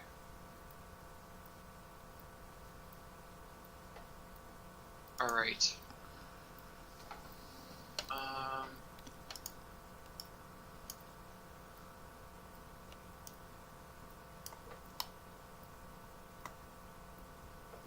Okay.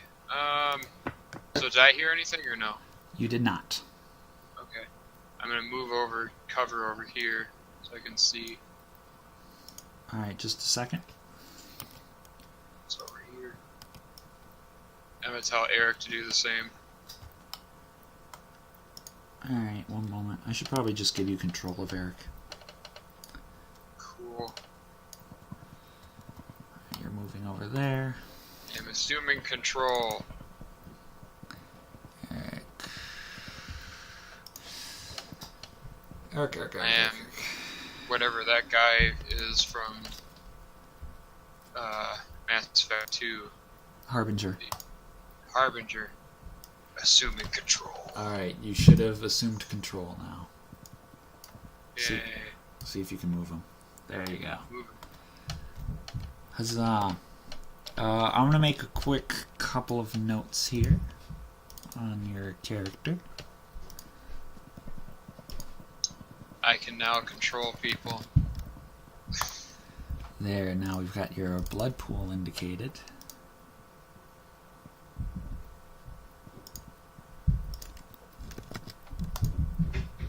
And we've got Eric's too. So the red bar is clearly shows, and if you click on him, there should be a red circle that'll appear that'll say the actual number of blood points. Oh, cool. He's the same.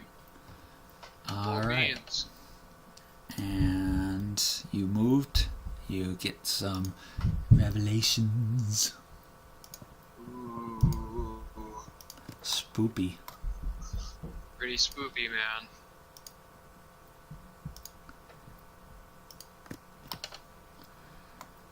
Not a whole lot, but you can see. I'll show a little bit more of that wall, because you should be able to see that. There is wall. Alright, I'm gonna tell Eric to move up with me. We're gonna move up to here. Alright.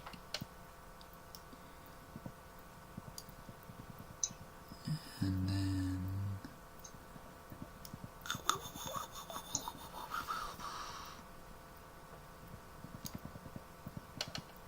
Yay.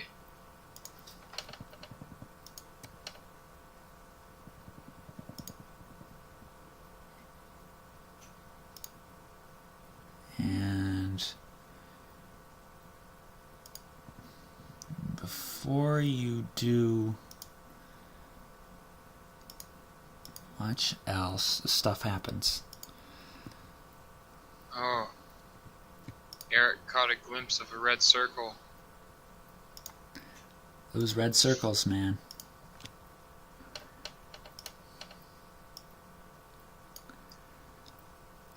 Not only that,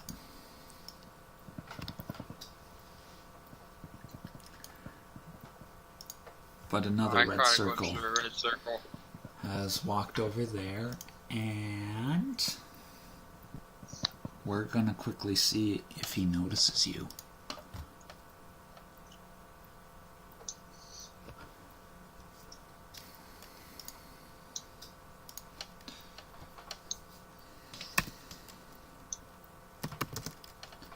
Which, to be fair, you weren't really sneaking, so it'd be pretty hard for him to... Yeah, he spots you. Alright. Does he have a weapon? He has a club in his hand. And he shouts to his buddy here. You guys can go ahead and... Actually, you know what? To figure out what happens, we're actually going to do it the right way. I believe it's dexterity plus wits is to determine initiative. Determine initiative. What does that mean? Who goes first in the combat and what the order is. Oh, okay. So, Alright, so wits is 2 plus dexterity? yeah. 6.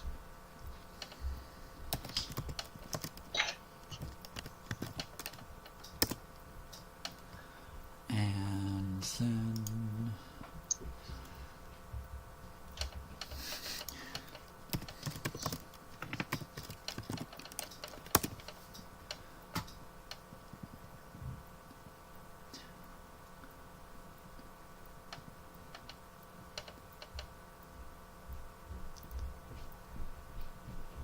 Alright, so the order is Eric goes first, then you go, then your good old buddies here. Okay. So, Red circle. what are you gonna have Eric do here? Shoot him in the fucking face. I figured. All right, They both have clubs, right? they do. All right. I won't make this one hidden. All right, Eric hits him, and his weapon, I believe, did 4 damage. Well, actually, here's the fun part. He's got a rate of 4 on his gun. He can fire 4 times in a turn. Holy shit. Yeah. So I'm going to go ahead and do that, if you don't mind. Yeah, go for it. Keep shooting. Alright, so that was the first shot. That's the second shot. Second shot sucked. And fourth shot. So, yeah, he missed with his second and third shots. But his... First and fourth? Yeah, his first and fourth he hit, and both actually do a little extra damage.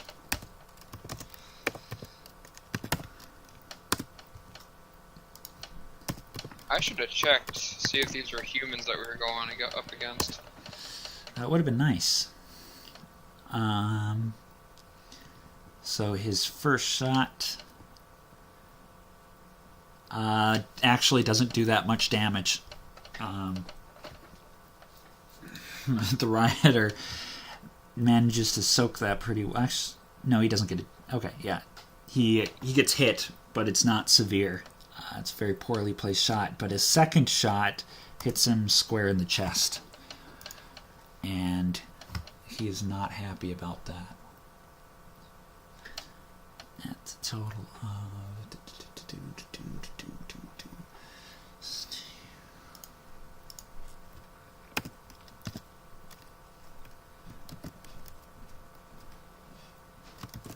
And I'm just going to note that. And he used up 4 shots. So, there we go. Note down the ammo. I'm going to quickly...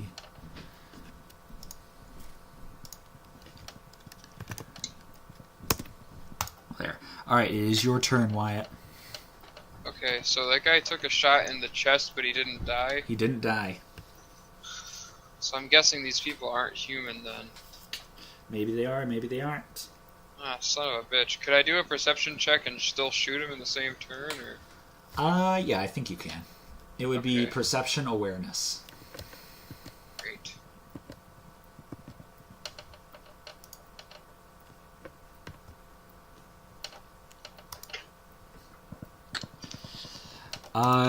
You don't sense any strange auras. Alright. I'm gonna use the wall to brace myself and shoot him in the face. Alright, sounds like a plan. That's your dexterity plus your firearms, which you've got a lot in those stats. Yeah, I do. And I still somehow managed to roll poorly. It is a hit, but it is a very poor hit, you're correct. But you do roll 5 dice for damage. Okay. By the way, your rate of fire is 3, so you could... Okay. So actually, why don't you... I'm gonna shoot another shot. I'm yeah. gonna take another one. It's like identical. That's actually, that one's a little lot bit better. And you can do a third shot if you want. Nah, I'm just gonna take those 2. Alright. Save ammo. So it's 5d10 I for the roll damage for- of your first one. Holy crap, that's really good. And it is... It's actually 8d10 for your second shot. Holy shit. What the hell? Okay, that one's a lot less impressive. But between those,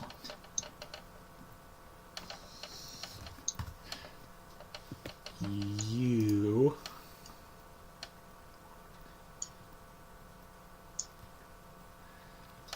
He is not dead. He's bleeding out on the floor. Okay. Good enough. Close enough. Alright.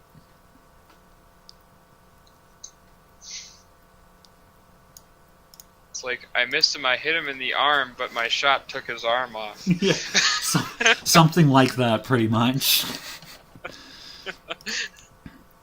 Alright. Conscious Buddy screams something and then runs up towards Eric. Bash his face in. Oh. Alright.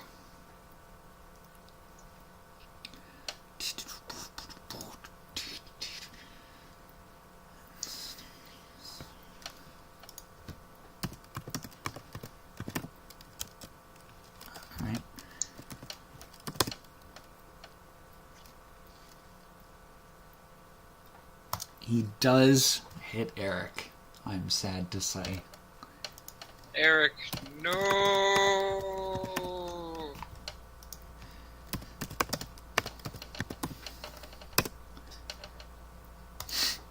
But inflicts no damage. You guys really suck, you know that. Some Dragon Ball Z shit. Alright, It's and then Eric's turn then? you hear commotion from near the door. The one that we came in, or the one down at the very bottom? No, the one at the bottom. Okay. And now it's back to Eric's turn.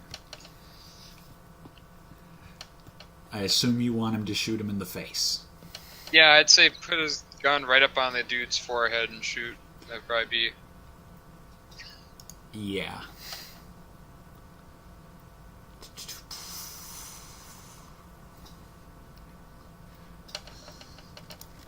Let me let Odin out really quick. No problem. Be right back.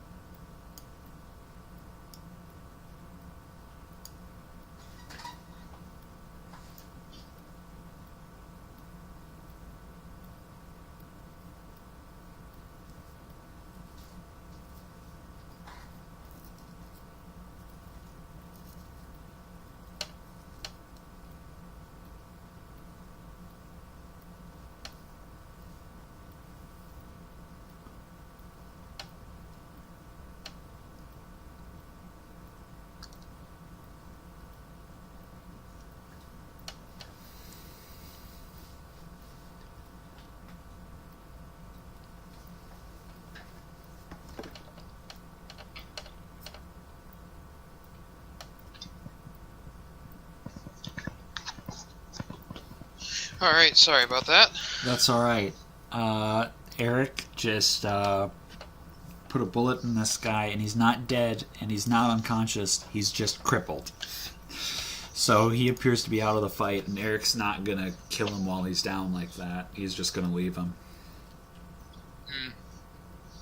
Is the dude unconscious or? No, he's conscious, but he's lying on the ground, cradling his fractured leg.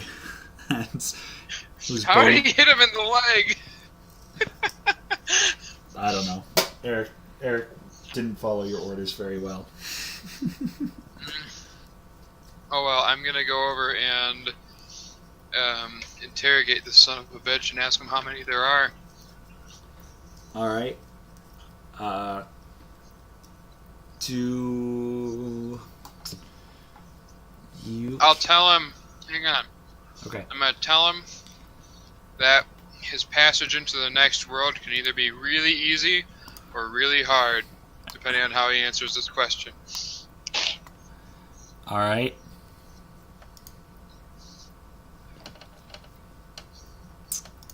What are you asking him? Actually, do you How many roll? people are left? Huh? Intimidation. Oh yeah. Your intimidation plus your charisma. Alright. And I'm asking him how many buddies he has. Yeah. He says.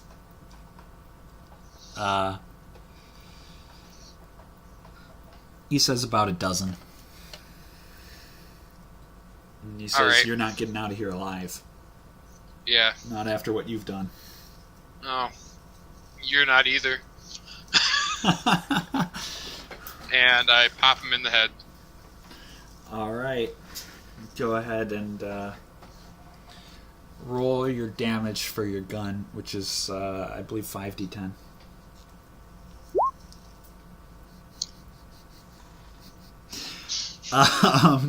He isn't moving. He's still breathing, though. I don't know how you quite managed that. He's very close to dead, but he's bleeding out now. All right, I'll let him be. All right. Good enough, I say.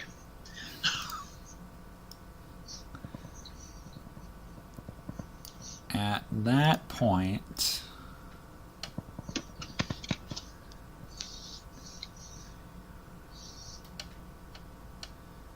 Hi, buddy.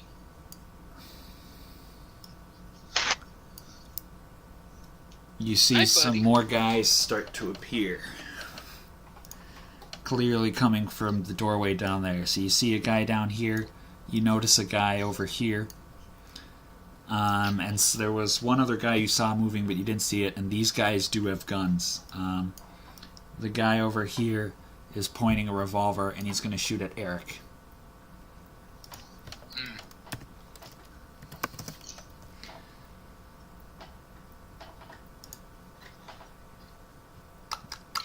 Hey, no.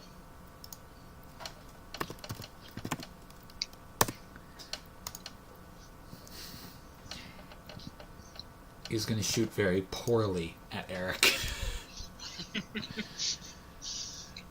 But he can get a couple of shots off. So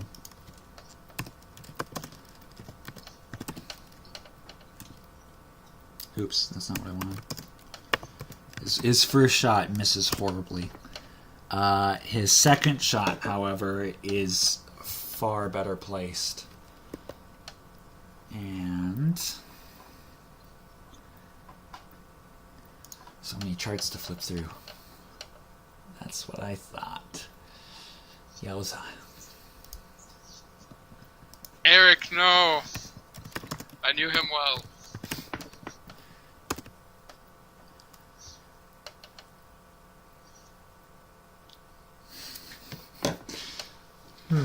That's interesting. Well, fortunately for you guys, y'alls are vampires. Holy shit.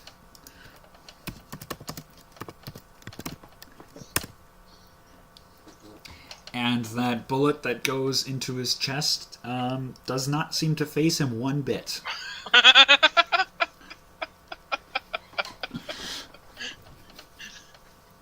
Damn. Eric OP. Eric OP. Alright, it's back to you guys' turn. Eric's the tank. I should actually mark that this guy is unconscious.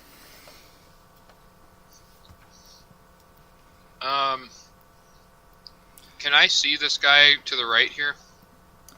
This guy? If it's visible to you, you can see him. I'm gonna dread gaze that bitch. I like your thinking. Do you know what the system is off the top of your head? No, but I'm gonna look it up. Alright, that's a good idea.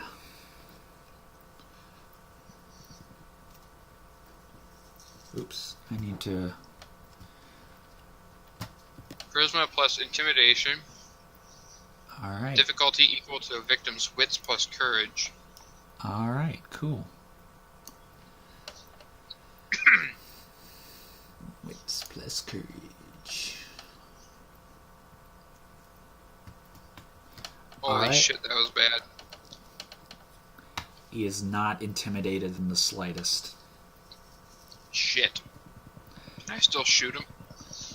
You have not moved, however, Eric is kind of in your way. But you can still try to shoot at him. Can I move and shoot at him? No. You could move or Okay. you can shoot right now, but after using the Dread Gaze, you can only do one. Okay, well, I'm using Eric as a meat shield, so... yeah, I'll aim over Eric's shoulder and shoot Alright. at that guy. Sounds good. So, 7? If Or that's 8. your dexterity plus your firearms. Yep. And...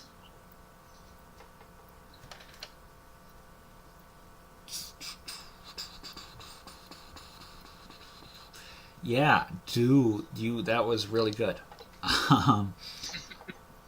Do 8d10 damage. Holy shit. Damn it! Well, you hurt him, and by hurt him, I mean you grazed him.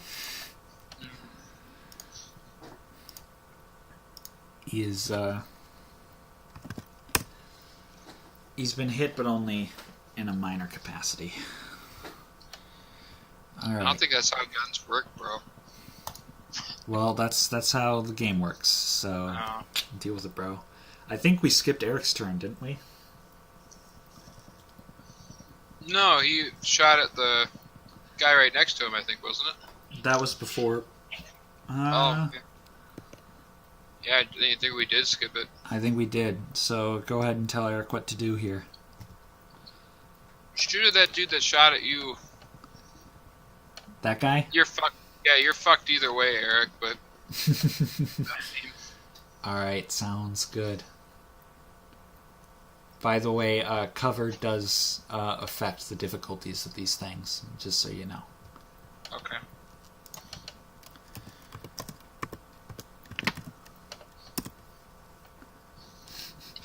Wow, Eric whiffed that. Pretty bad. Damn it, Eric. I take back what I said about you being OP. He can fire 3 more times. His gun has a rate of 4, so... Yeah, I guess, probably might be a good idea. Just like, maybe one more time, see how it turns out. Is that good or bad? That would normally be alright, but the guy's in cover, so it hits his cover instead of him. Okay, I guess shoot again then.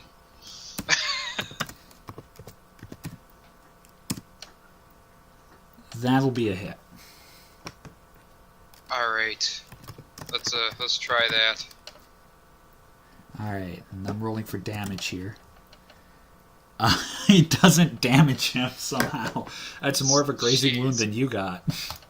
Alright, you can fire one last time this turn if you want. Let's do it. Go for broke.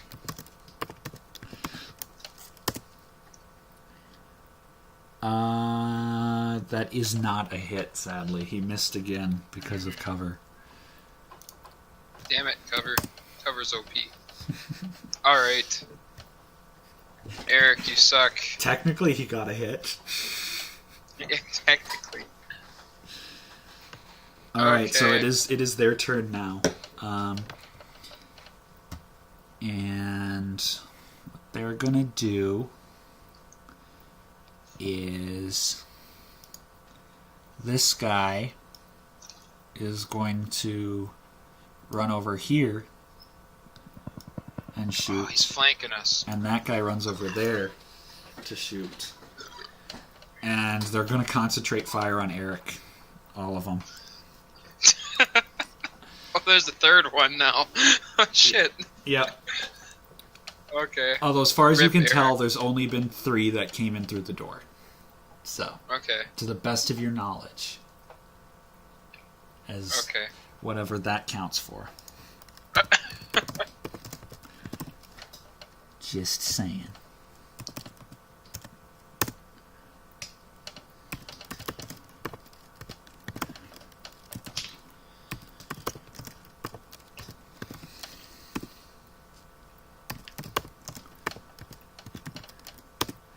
Actually, hang on, I gotta make sure I'm keeping track of their ammo too.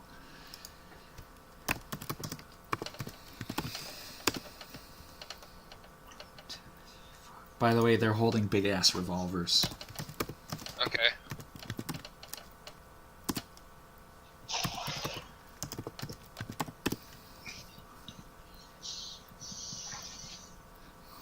Okay, this guy is now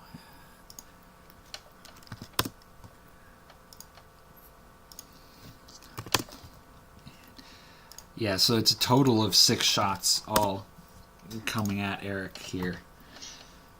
Oh, rip Eric. Alright, the guy at the top doesn't have... Eric isn't in cover relative to him. Actually, the 2 guys towards the top, Eric isn't in cover relative to him. So they both got it easier. Yeah, rip Eric. This is gonna be a... I'm gonna start writing stuff down, because that's gonna be the only way I'm gonna keep track of this. There's a lot of bullets being fired here, man. Alright. That's 1 hit. Yeah, this might be Rip Eric. That's 2 hits. That is 3 hits. Eric is in a very bad position relative to them. That is a particularly bad 4th hit. Alright, and then the other guy he is in cover relative to. However, he still manages to hit him both times. And these are really powerful.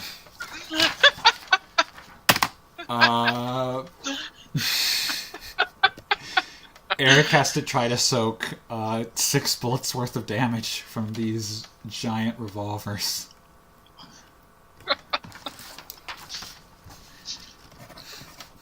Jeez. Oh, this is going to be a lot of dice rolling. Because I have to calculate their damage, and then I have to calculate how much he soaks for each one. So, sorry about this part, but That's fine.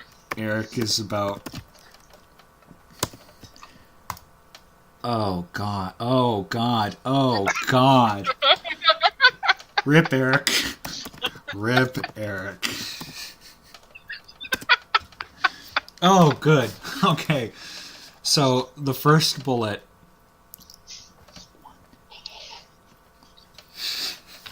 Wow, okay. Eric is a badass because he has just taken a headshot and he's alive.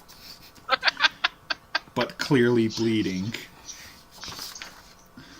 That was shot 1. He's gonna pull a Boromir. he might. He might. That's okay. That's much more manageable. Let's see how much. And he fails to absorb that. Next bullet does limited damage, but he does not soak it at all. It's a good hit to his arm. He's got 2 of them. He actually really might not live through this. Oh, shit.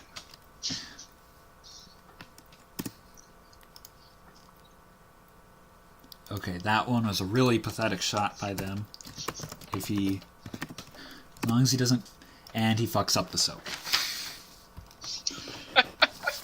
Third bullet did very little damage, but at this point, that's too much. We're 1 for 3, Eric. Let's go. Oh my god, and this one was a really powerful shot. That might maybe be soakable.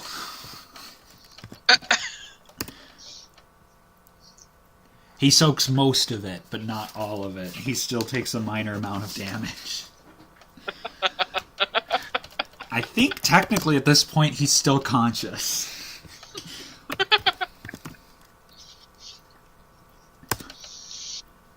Okay, that's bad.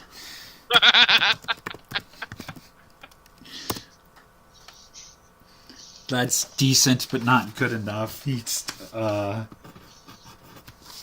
still got 1 more bullet to go, and he might be dead already.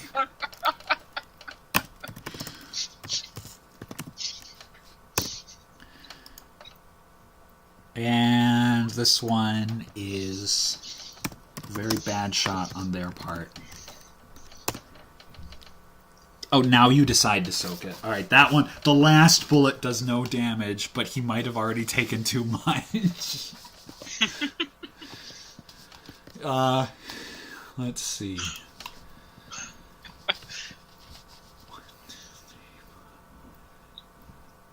Oh yeah, he took too much, but he's technically not dead. He is in torpor. That's when they go, like, comatose, basically, right? Yeah, he is comatose. He is completely out of it now. But not dead. Alright. Yay, Eric. You survived. It's a good thing you soaked up that last one. Depending on his humanity score will dictate how long he stays asleep, but he's got a fairly decent humanity. So it'll probably be maybe couple of weeks or a month or so. Dude, if you have a low humanity and you go into torpor, you can sleep for a millennia. No way. Yeah. You're basically dead then. Yeah, it's like, oh great, so I'm not dead, I just can't use my character. Time to make a new one. Yeah. Yeah, All right. it's like, I think Duck's at the stage where if he gets hit, he might be asleep for decades. I think I have a lot of humanity. That's, yeah, shockingly. Okay. Why do you think I put that much in conscious? Yeah. Alright. Alright. I'm gonna move to cover. How far can I move in a turn? I'm gonna double check that. 1, 2, 3? Oh, you can move more than 3. I know that for sure. I just don't know what the exact number is. Because I want to double check.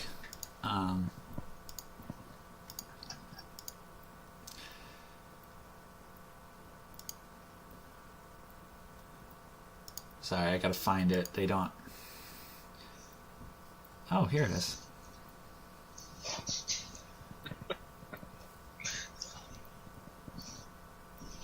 Alright, so you're not going to do it. All-out running will take your full turn, but you won't have to do that. You can jog and move, and that's 12 plus your dexterity. It's weird that they pick dexterity. I would have thought athletics. Yeah, so 12 plus your dexterity, so 16 d10s? No, 16, this one's not dice, it's 16 meters, and you can use the ruler to figure that out. And supposedly... Just going 3 meters. Yeah, if you're moving from there to there, yeah, it's 3 meters. So yeah, you can do that easily and still shoot. Alright, I'm gonna shoot this dude. Oh, that dude? Yeah, Alright. this dude. He is in relative cover. Just so you know, using the artworks as cover is less effective than using the walls. Oh. So I just wanted to let you know that before you. I'm gonna take my move back. Fair enough. That's why I told you. All right, thank you. I'm gonna move over here. All right, sounds good. So that's 5 meters. Yeah, that's easily. Yeah, you're probably, unless you're running halfway across the map. Yeah, technically he still is in cover from you, but he's behind an artwork, so he has less, obviously, too. Okay. Alright. I'm gonna shoot that motherfucker. Do it.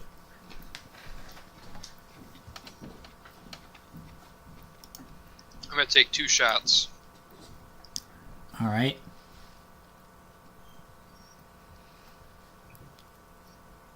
You hit both times. All right. For the damage for the first one, your weapon's normally 5 damage, right? Mm-hmm. I'm pretty sure. Yeah. So for your first weapon, roll 7, and then for your second one, it's just 5.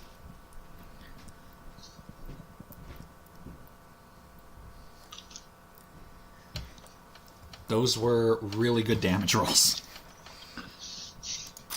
I'm avenging Eric.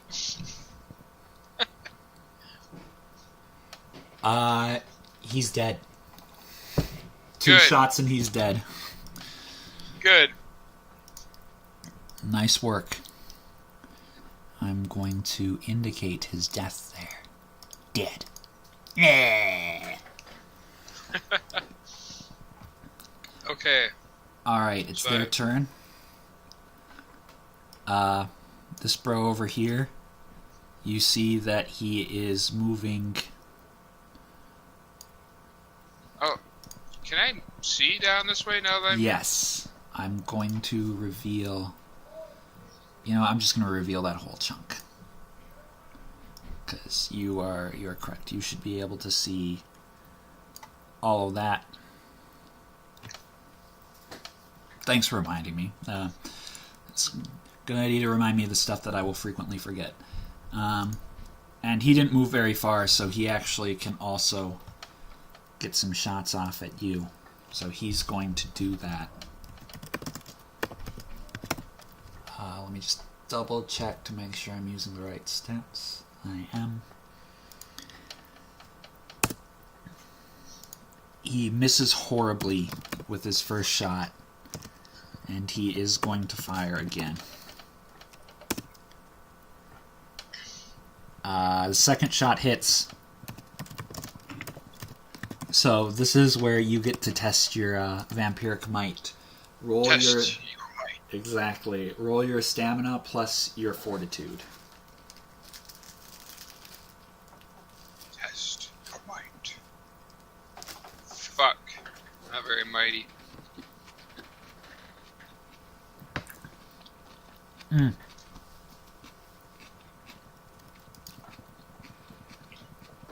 Nope, never mind. You don't have to do that. I did it wrong because you were in cover. I forgot to take that into account. He actually misses his second shot. Yay! Thank you, Eric, for taking all the good rolls. And then other guy is...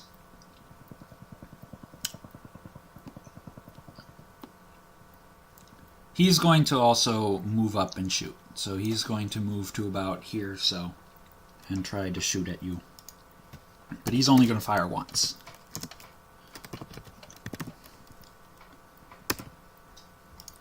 And he's going to also miss horribly. Eric took all of their best.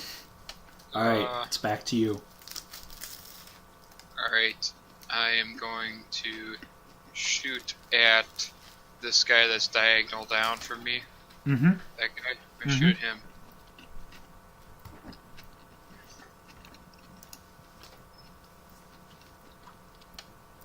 Oh wait, did I roll that right? 7? Was it 7 or 8 that I roll for shooting? I'm 7, pretty sure it was 7, if I remember your stats right. Yep. I think that's what you've been doing. Yeah. What do you have 4 in? Dexterity. Oh, really? Oh, yeah, you do. Unfortunately, it's a miss because of his cover. I'm gonna shoot again. Again, he's got cover. Fuck.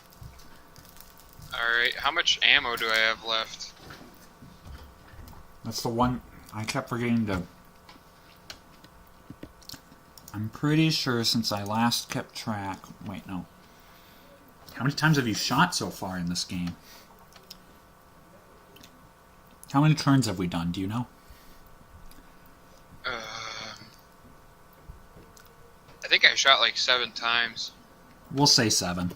It's good enough. You got 7 left. Alright, I'm gonna take another shot then. Alright, sounds good. Fuck! Your aim is getting worse, not better. Alright, I'm just gonna hunker down. Yeah, that was 3's your maximum fire rate. So. Yeah. Alright. What they're gonna do... This guy's gonna move over here and take a shot at you, so you're no longer at cover. Bitch. Oh wait, hang on. Haha! So funny story. He goes over there, he aims to take a shot, and click. Ah ha ha ha. Ah ha. Good deal. You're fortunate that these guys apparently don't count their shots. Alright. Does he have more ammo? That's the question. That is the question.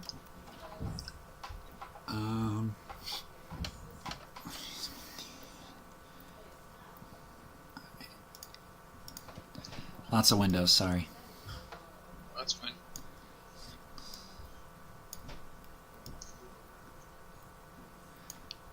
Unfortunately, this guy can jog all the way over there and still take a shot. And he does have ammo. Damn it. He's flanking you, bro. This is just ridiculous. And he hits you both times, actually. That bastard.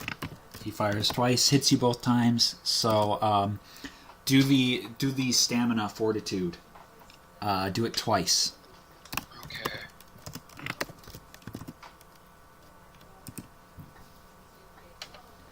Okay, good. You didn't roll any ones. Alright.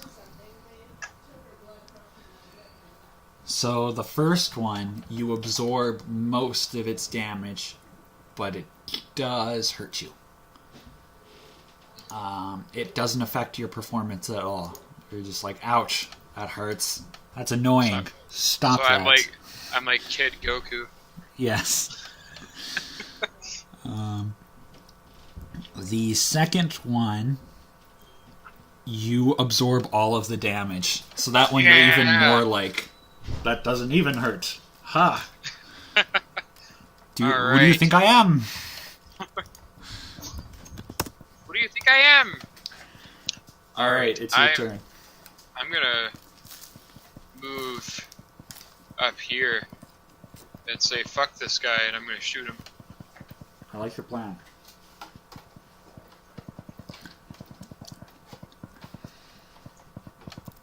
Yeah, that's good. That sounds like a damn good hit. That's... You want to roll damage before you take another shot? Yeah. Alright, so your base damage is 5, and you got an extra 3 successes there, so 8. Roll 8d10. Nice. I think he's still alive, but he is severely wounded. Is he able to still shoot at me? Yes. Although it's been impaired, but he can. I'm gonna have to put him down. Take another shot. That looks like same thing as last time. You can do 8d10 damage. Okay, he's dead. Like the first shot, you hit him like in the stomach or something, and the second shot, you just blew his head off. Double tap. All right. All right, he is beyond dead. Okay.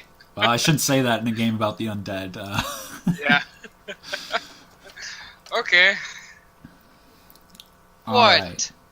Why are you whining at me? Oh, you're talking to your dog. I kind of recognized that tone. I'm eating my supper right now, and I had my dog just come up and sniff around a little bit. So. Well, I'm sitting here in the bedroom, right? And Yeah. he's just laying on the bed, just staring at me and whining.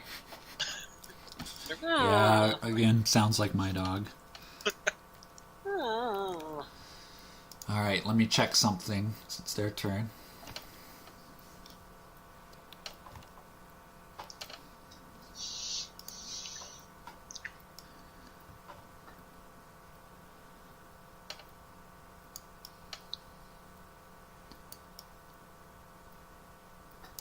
I don't know if he can quite make that. Hey, buddy.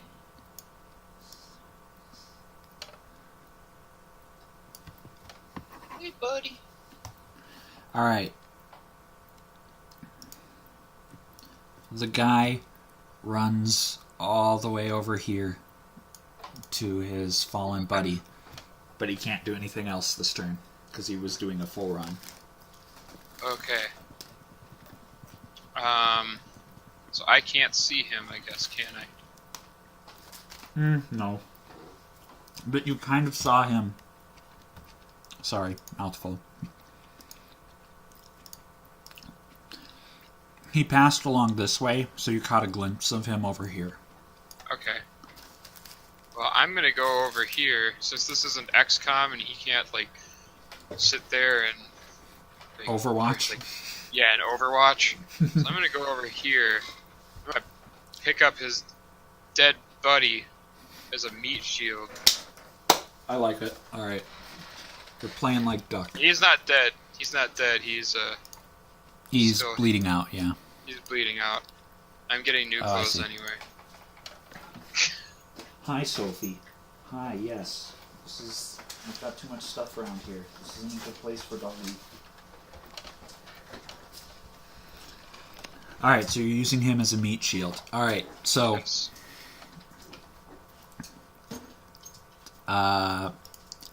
That guy picks up his dead buddy's revolver. Oh, okay. I thought he was gonna pick him up as a meat shield too. No. Okay. He picks up the revolver and he's going to shoot at you. He can't really move the cover because he just picked up the gun. Even with your meat shield, that's a hit. Bastard. He fires twice. Yeah, he hit you twice even with the meat shield. Man, this meat shield sucks. I should have just picked up Eric. Would have been better. You would have actually killed Eric then, probably. Oh well. So, again, do the stamina fortitude thing. Oh, don't you give me any of that.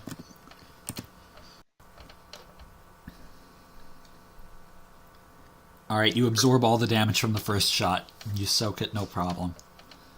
Yeah! And the I'm second... my own meat shield. And the second shot, you didn't even need to absorb it. It didn't do any damage anyway. I am my own meat shield. It's your turn. Alright, I am going to shoot this motherfucker. All right. Actually, no. I'm gonna slowly walk up to him with the meat shield. Okay. Can I move 10 meters and then still hit him with a hammer? Sure. Alright. I'm gonna pretend I have a meat shield. Fair enough. But I'm gonna hit him with a hammer. Right in the skull. Alright. I'm gonna brain him. It's dexterity and melee. 4.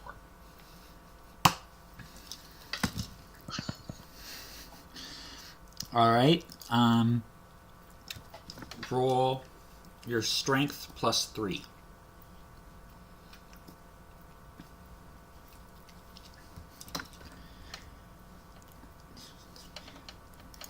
That hurt. Fucking 1. If I was a 2, I would have killed him.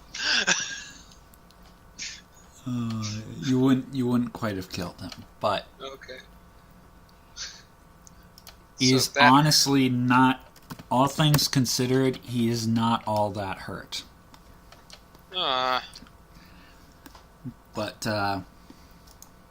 these people are tough as fuck. It's does seem that way, but they're not the ones constantly absorbing a ton of bullets like you. So that's true. All right, is my turn over, or can I swing again at him? Nah, it's over. Okay. He's going to run like hell again.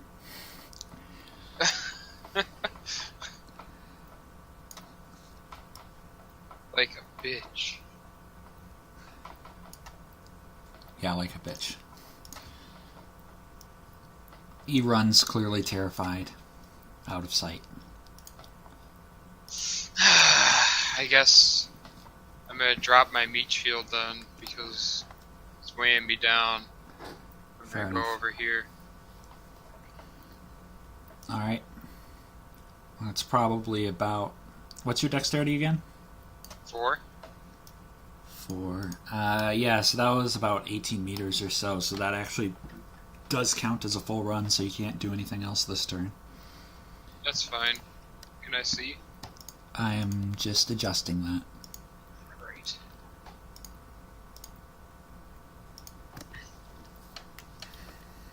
That's what you can see. Okay. So it's still his turn. Nothing happens on his turn. Okay. I'm gonna move up to here so I can see them. See him. Alright.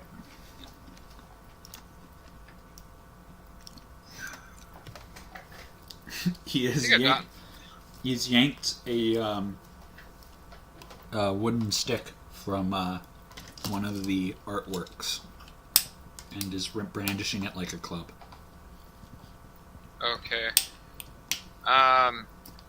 So I have... How many shots did I take since we last counted? 7? Like 3?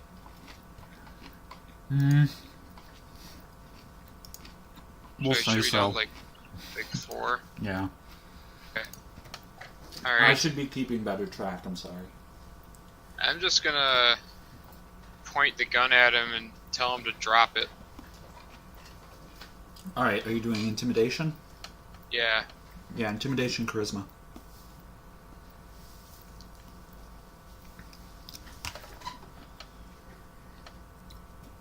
Is the 60-10 your last roll Yeah. for the intimidation? Alright.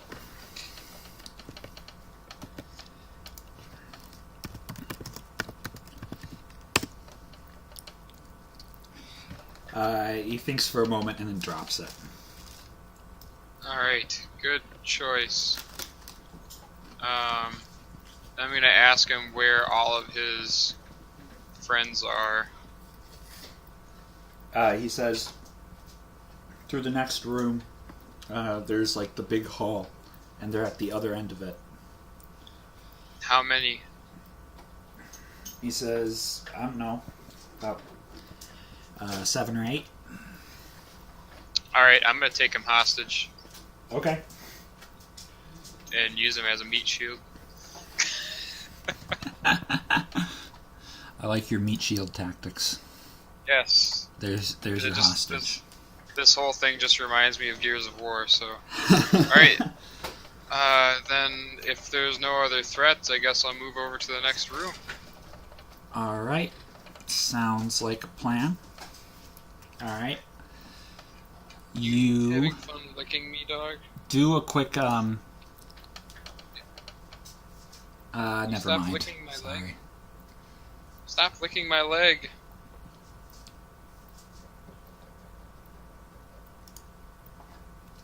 Ooh, jungle puppy.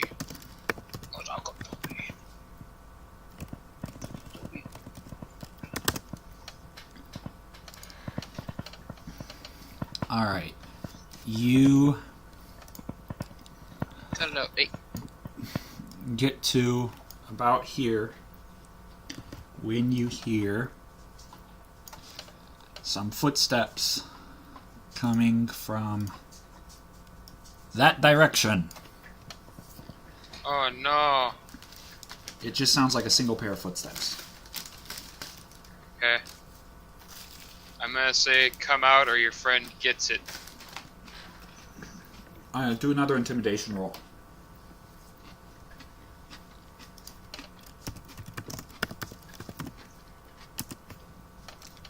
Odin, stop it.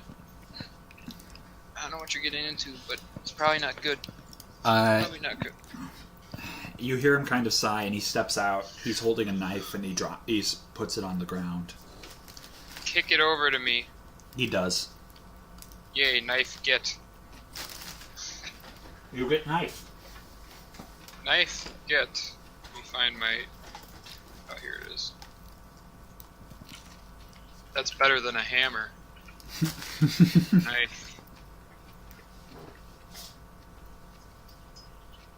Odin, what the fuck are you doing? Get... No. Stop it. Okay.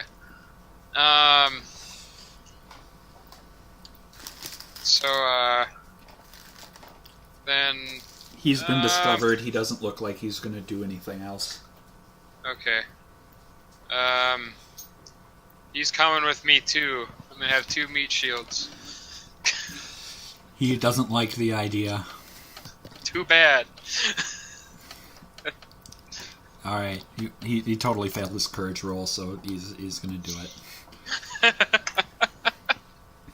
Aha, bitch. Alright, I'll keep going towards that door then. Alright, I gotta set up the next room here a little bit. Because suddenly Eric is no longer with you. And you have meat shields, so... Due to acts of God, Eric got fucking Boromired. He, all things considered, he did pretty well. At least he's not dead. Yeah. He got fucking Boromired. That first meat shield that you grabbed, he was unconscious, wasn't he? That first one, but I dropped him. Oh yeah, that's right. Because you took the two guys are hostages, and they're both conscious. That's right. Yeah. Okay. Just making sure. Oops, not wrong one. All right, switching maps. Yay! So he said they're at the end of the hall. Alright, I'm gonna march these 2 And you should right be now. able to, if you zoom out, you should be able to see a large group of them. Yeah, I saw them. Yeah. I'm just gonna march these 2 guys right down to the end. All right. Are you gonna make your presence known? Fuck yeah. All right. We're going to. You get a ways forward, and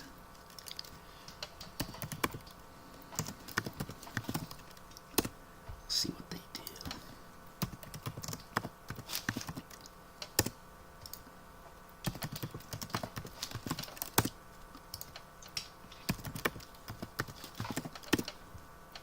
Oops. I love that my avatar looks like I'm actually like holding them hostage. I know, right?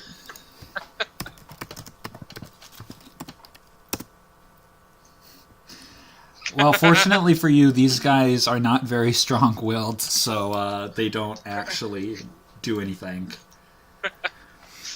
You can get towards them, no problem. Yay. They don't do anything. Alright. By the way, they are holding clubs of various sorts. Alright. I'm So you guys should fucking get the hell out of the way, or one of these guys gets it.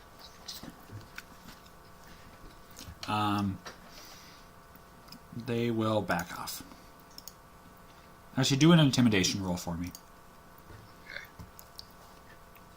Okay. Oh shit.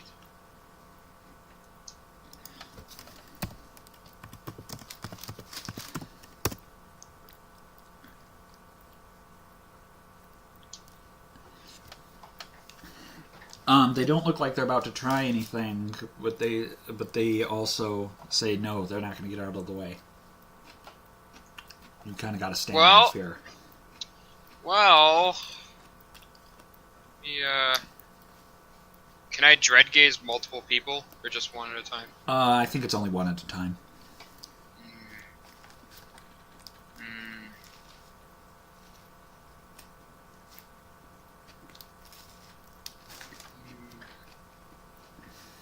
Can I dominate multiple people, or just one at a time? One at a time. Sorry. I know your awe power, depending on how many successes you get, would affect multiple people, but yeah, I think I'll try that. all right, that one does require a blood point. I remember. Yep.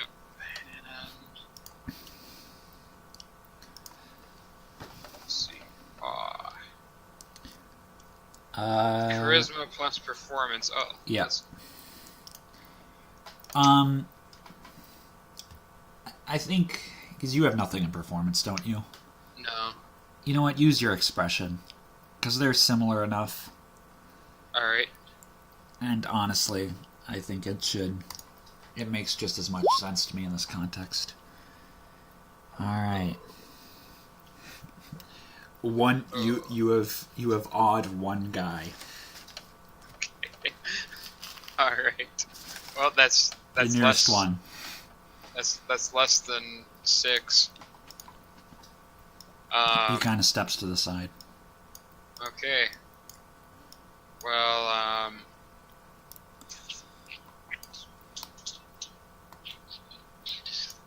so they don't want to do anything, huh? I'm gonna see how they react to one of their buddies. I'm like C-3PO floating in the chair. They're slightly my godly powers. They're slightly more nervous now that the one guy has stepped to the side, but they're not fleeing in terror. Okay, well, if I have to use dominate on them one at a time, I will.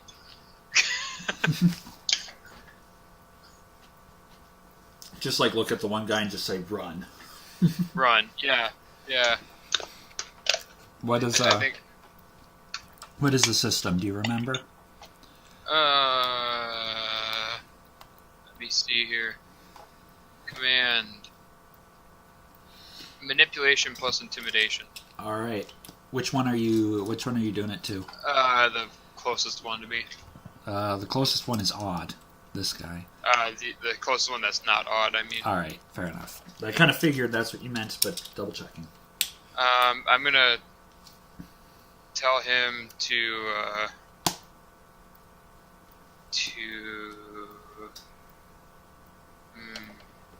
what's something that would scare the shit out of all the other people? I don't know. I can't help you that much as the DM. Come on. I'm gonna tell him to dance. I like it.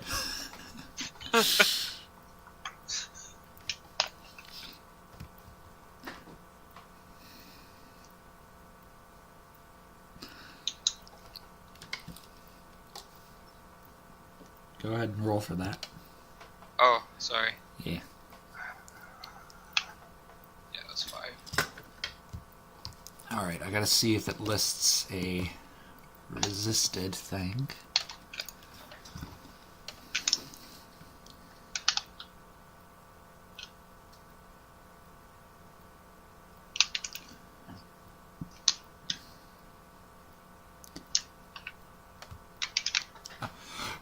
Oh, I see. It's the difficulty is his number of willpower points.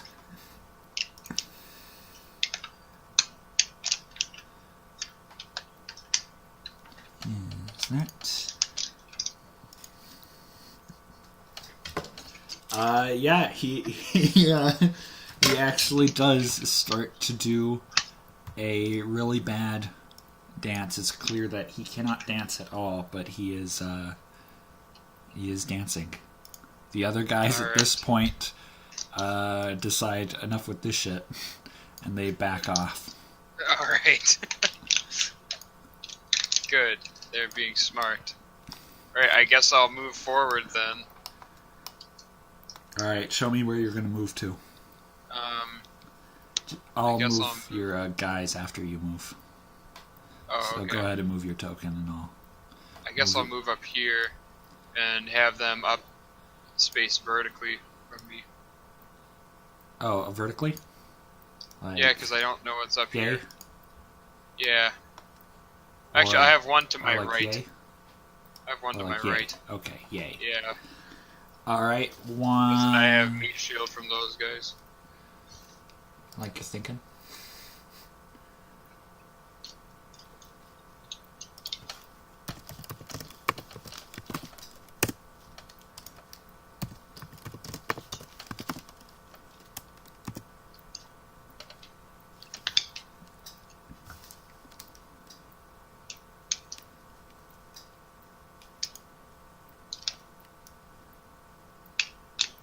And I'm going to reveal some areas.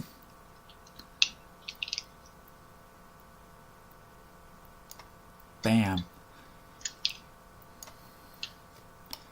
And as you may have noticed, purple people eaters? This guy was hiding back here, and he tries to sneak up on you, but you hear him coming. Alright. I'm just gonna pop him right in the fucking head. I have no patience. Gun or hammer or knife or... Actually, you know what? No, I'm just gonna say stop and dominate him. Okay.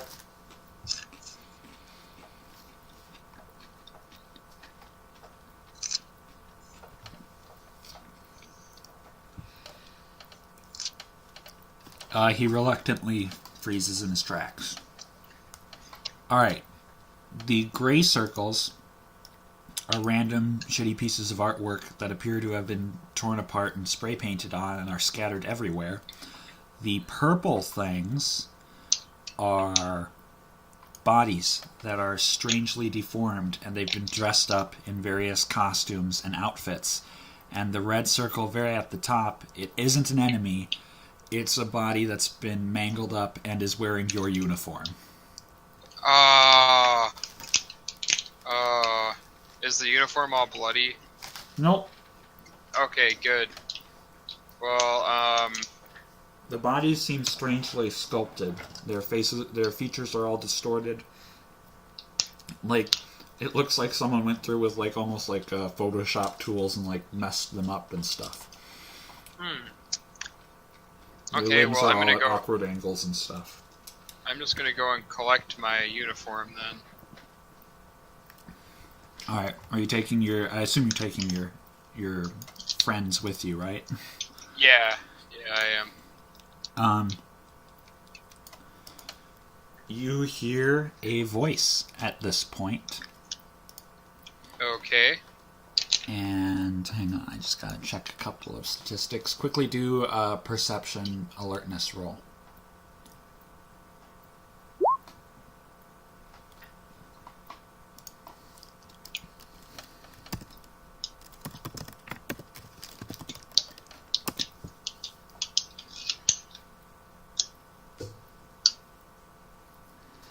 And you cannot tell where this voice is coming from. It's kind of echoing around. By the way, you're in the part of the museum where there are all windows along the edges, and you're facing out towards Lake Michigan. Oh, that's where I am. Okay. Yeah. So, you hear the voice says something along the lines of, "How odd meeting another kindred here tonight. How odd that somebody stole my fucking uniform. It's a female voice, by the way, too. Oh. I don't care. Well, I have a other trait at 10 points of destroying thoughts. So I am the general of the thought patrol, so it has no effect on me. She says, it's interesting, and yet you ally yourself with the Camarilla.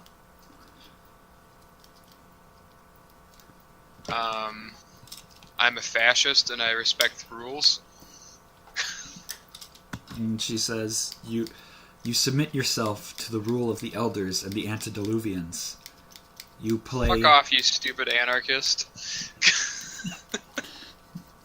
She says, I'm not an anarchist. I am no anarchist. I just know my blood is just bound by no one. And I will not pretend... I will not dress myself up as humans as the Camarilla do. We are far better than that. You sound like a cunt, to be honest. I mean... She asks what you have to gain by continuing this facade of humanity. I have not ever tried to have a facade of humanity. Ever.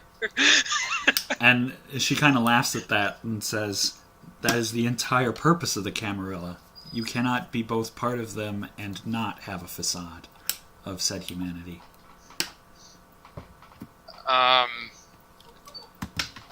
I only hang out with other vampires, so it doesn't matter. She says you don't take your rightful place on top of this entire world.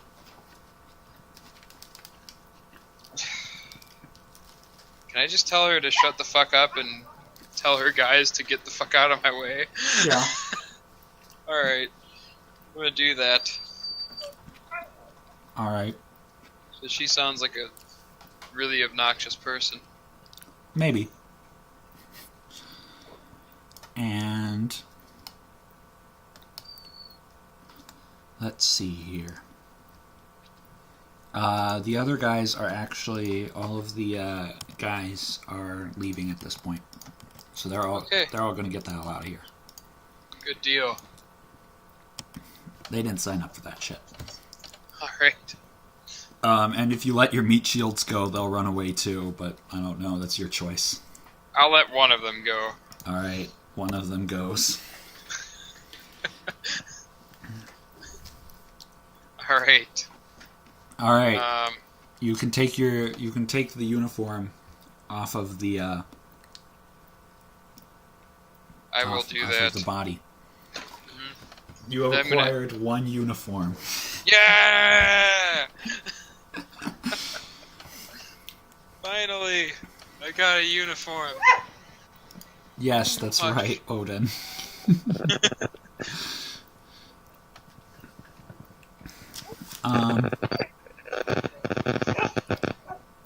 What?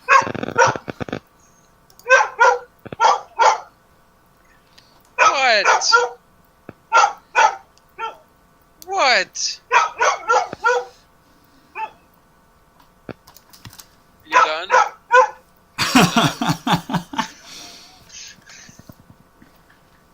Alright, so, has she said anything else then? She says, yes, she is going to say something else. I'm formulating my thoughts here. Okay. Sorry.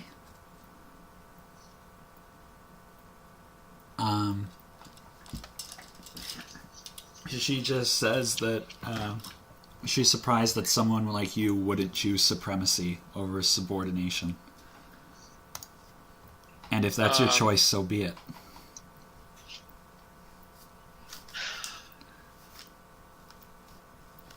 I mean, supremacy doesn't have anything to do with like actually ruling over people. Vampires are already supreme over humans. You can say that. Yeah. She says, "What a limited mind you have. We of the Sabbat are not so constrained." And Smoke more weed, bitch. these a couple of creatures appear. They are monstrous little fleshy abominations that are like a meatball of flesh with two arms that are crawling around. They're the most disgusting things you have ever seen, and they're clearly coming to kill you. Okay, well, I'm going to fucking shoot one of them. It seems like probably a good idea. Um, Oh, hang on, I gotta double check what your ammo was, because it doesn't... I'm gonna reload first. I had 4 before. Okay, so you'd be back at 14 then. Alright. 14 ammo. Whee! Awesome. Son of a bitch. And I should note, you did use some of your blood, but you might have marked that off. Yeah, you did.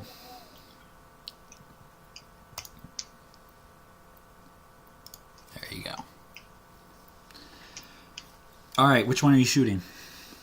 Shoot the one on... Well, it's really, there's only one in your line of sight, really, because the other one's kind of hidden behind the two. Alright, yeah, I'll shoot that one on the left. So. Alright. And... you hit him, and do your 6d10 for damage. Okay.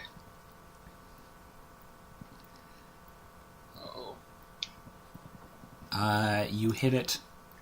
It is not amused, but it isn't dead. Shit. Just not amused.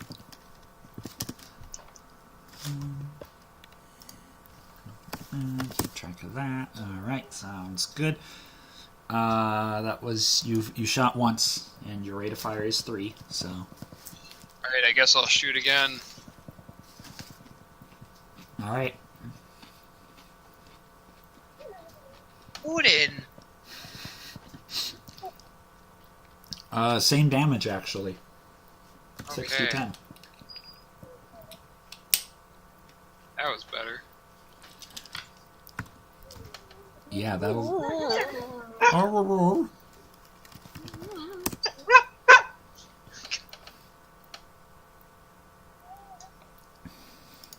It appears to be seriously injured. Alright, is it still moving towards me, or...? It is still moving towards you, but at a slower pace. You hit one of its arm things. Okay. I'm gonna shoot again. Alright, sounds At good. it.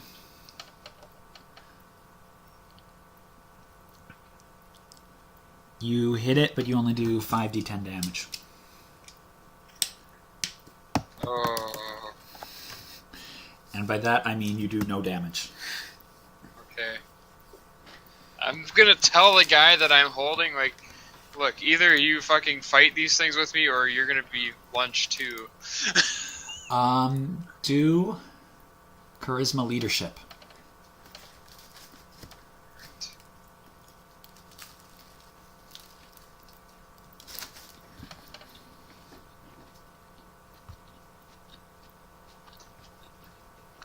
Is that your most recent one? Yeah, 60-10. Yeah, okay. Yeah, he says, give me something to fight them with. I'll give him my hammer. Alright, he'll help you out. He doesn't want to be lunch. But he's also not going to charge at them. Alright, that's fine. He's not suicidal. That's fine. Alright, the wounded one gets up to about here. The other one comes up here and goes for the puny human. Puny human.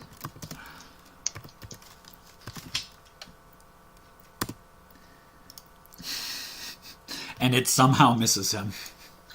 Yes! Puny human. Let's go. But the shadows around the room suddenly start moving. They become animate and even material. What And the fuck? Yeah, they jump up and they actually start smothering your puny human. No! Puny human! Why? He screams in total abject fear. I don't really blame him.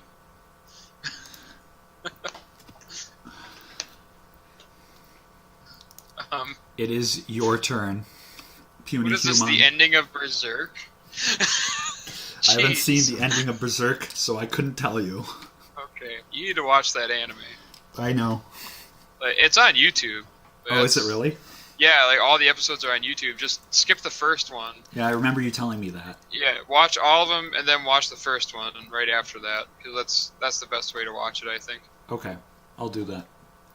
Because the first one actually takes place after the last episode, and the last episode ends on like the worst thing it could possibly end on. So, Right. Yeah. all right. Okay. Oh, fuck. I'm gonna run and leave my puny human to these guys. I'm gonna run up here. I think that I have enough.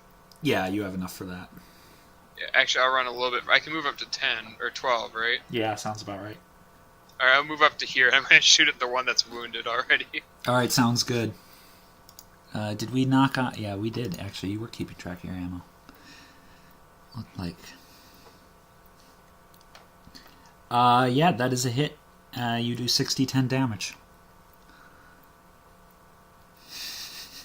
It's not a great roll, but it is enough to kill it. Yeah! Alright. Alright, can I shoot at the other one now? Since I have rate of 3, or is that not? Yeah, sure, why not? Yay, I'll shoot at the other one then. And try to save my puny human. Puny human, no! Good shot. You do 70-10 damage. Oh, that wasn't very good. Bad damage. You do the most minor damage. It does not appear to really care that much. I'm gonna shoot again. Alright, shoot Last again. shot. Yeah, that was a good one. Yeah, that was a good one. Oh, you do 90-10 damage. Yeah, baby. Watch me roll all ones. Center mass. That wasn't too bad. No, that was actually pretty damn good.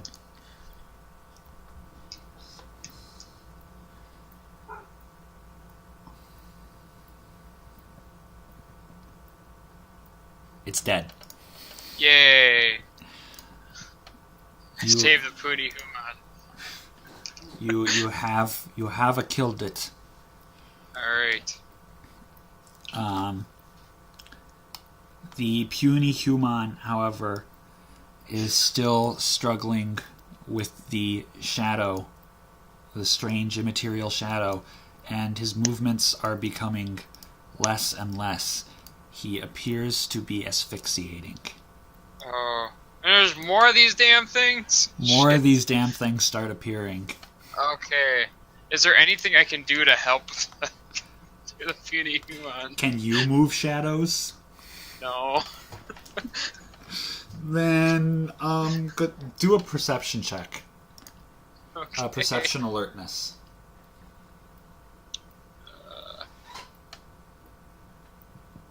Oh. Alright, let me check something.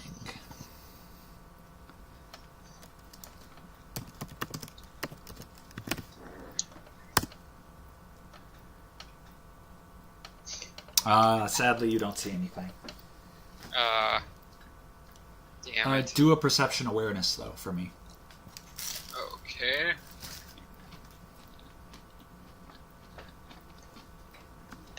Aside from the obvious monsters, you're pretty sure that there's something else in this room, probably the owner of the voice. Okay, so she's hiding. It would seem Oh to shit, be. there's more monsters to the south, too. Yeah, I didn't see those.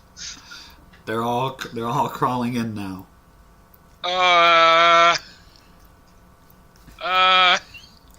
Fuck. There is room. There are. I didn't draw on the doors, but there are doors over this way. Oh. So- That would have been good to know. I'm Alright. letting you know now.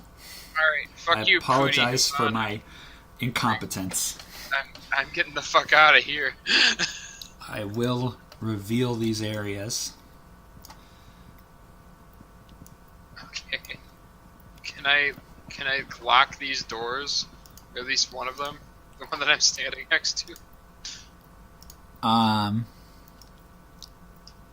Oops, this is on the wrong layer, but you have the keys still.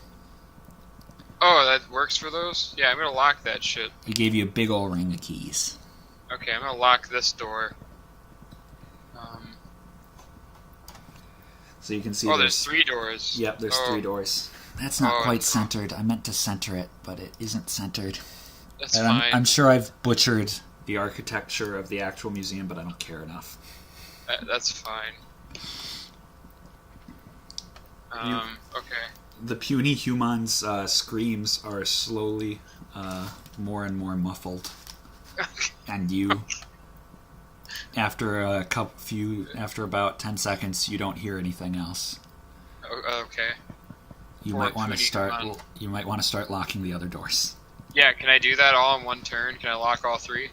You have enough time. It probably won't be just one turn, but you'll have enough time before they burst through. Okay. We'll do a roll for it. Actually, we'll do I make roll? this intense. It'll be Oh, a shit. dex. Let's see. I think I want to say a dexterity and athletics. Okay, so just dexterity. Fuck! You have locked 2 of them. You get to the 3rd door at the very bottom, and at the moment you get to it, one of the monsters starts ramming his head into it, or his round body into it. So you better make a strength roll. Okay.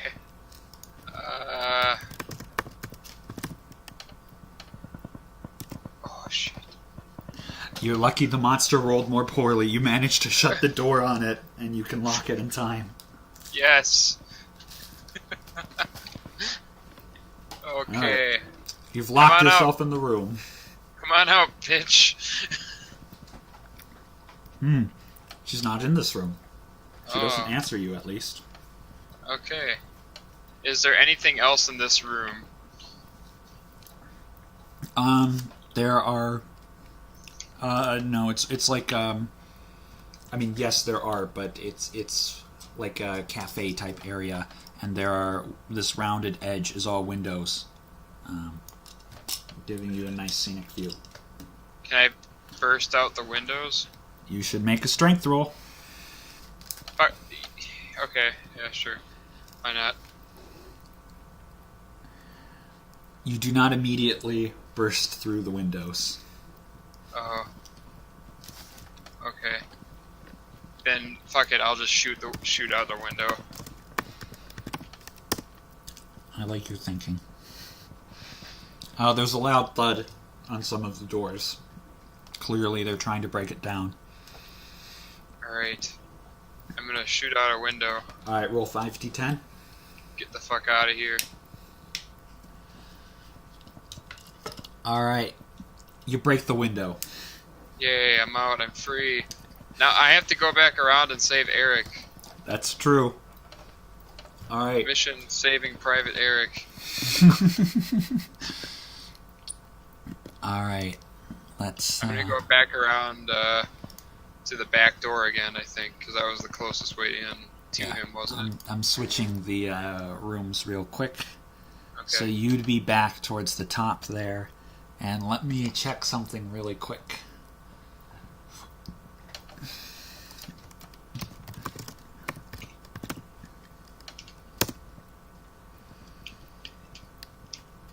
Yeah. And do an perception alertness.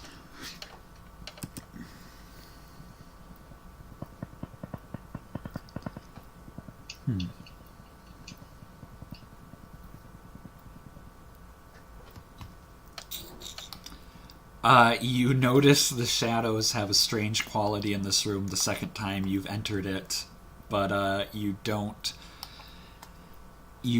see the manipulator of said shadows. However, you do hear the familiar, horrible, groaning, growling, mushy noise of the monsters from on the other door down south. Okay. I'm gonna run up here and check. Does this guy have a lighter on him? Does he have a lighter on him? That's an interesting question. Let's find out. He does. Yes, I'm gonna take that lighter. Alright, you take the lighter, no problem. Alright. I should have had you make a roll for it, but that's alright. Alright, then I'm gonna go and pick up Eric. Alright. You pick him up at about this point.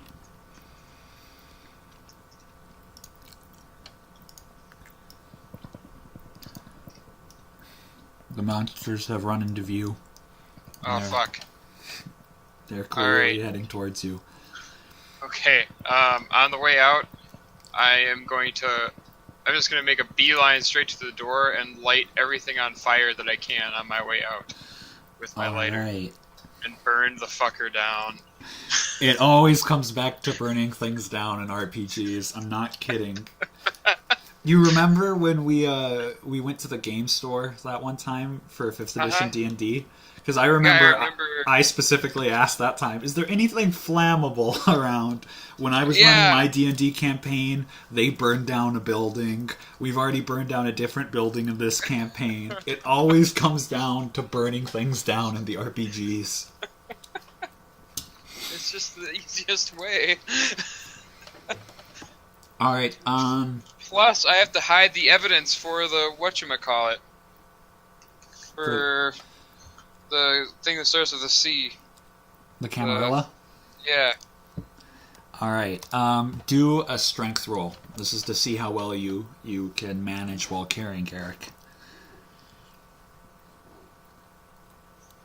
Not great, but not bad. You can make it to just in front of the door while you're trying to light things on fire. All right.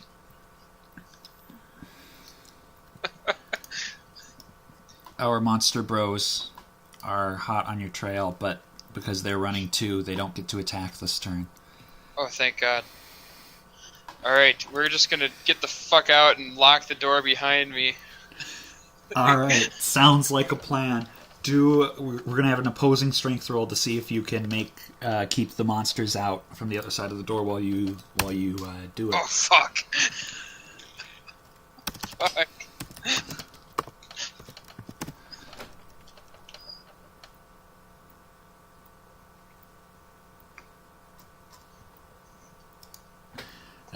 That's pretty fuck. Oh fuck! That's pretty damn fuck. Oh no! Alright. Wait. Oops. I realized what I did wrong there. We're gonna have to make a new room. Because you did get through. So, I mean... So we're out on the street now? No, it's actually the, it's like the storage room that you guys entered in immediately. Oh, yeah, that's right. I forgot about that. Yeah, because there wasn't a map or anything for that. I forgot that wasn't the door out to the street. Yeah, it's just by the door out to the street, so... Alright, well, I'm gonna go let the dog out really quick, and I'll be right back. This is a perfect time to do it.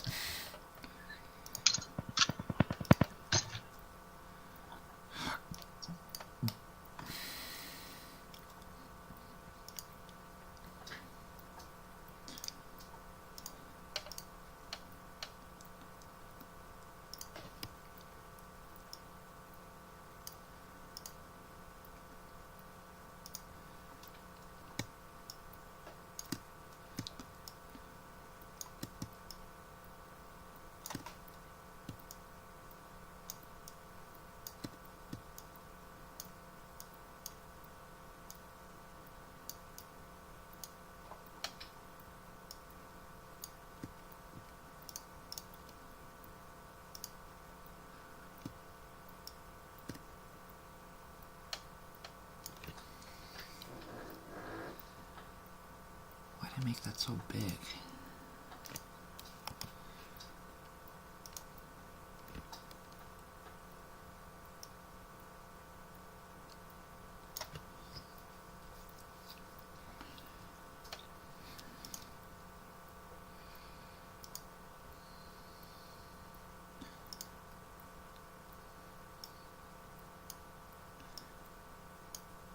Why are these so big?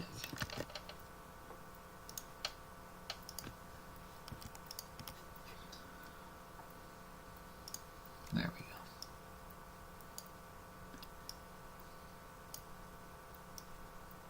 Come here.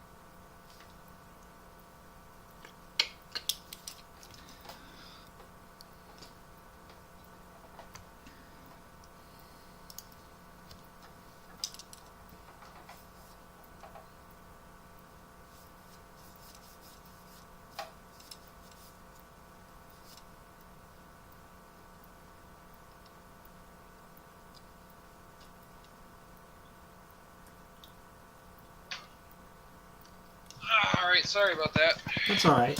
Everything all ready? More or less. Okay. Alright. Oh shit! I should have checked what your ammo was. I keep forgetting to do that. I think it was an 8. 8? Yeah, that's what. Yeah, that's what it was. You're right. Alright. Me and holding Eric, we're just gonna make a fucking break for it. All right. Sounds like a plan. You can get probably about halfway there on this. Well, you can get more than halfway there. How much is... Should I roll for it? Or... 70 feet? Hang on. The default is in each square being 5 feet instead of 1 meter. Which is how we roll. I would have it in 1 yard, but they don't offer yards for whatever reason. They offer meters instead of yards. So meters. Alright, we're gonna make a fucking break for it. Alright, you can... 13 meters? You can go about 12, so you can be like right in front of the door pretty much, it sounds like. Okay. Yeah. Now let's see, how far is that for the... Oh, shit. That's too far for that guy. And that guy. So one of them can get in range to attack. The other two, they can get in range, but it's just a little too far for them. Although that one is by instinct surrounding you, so it kind of blocks your path. But Son of a bitch! Only the one can attack you. So can I break past that guy next turn, or? You can certainly try. Okay. So otherwise, I think I'm fucked.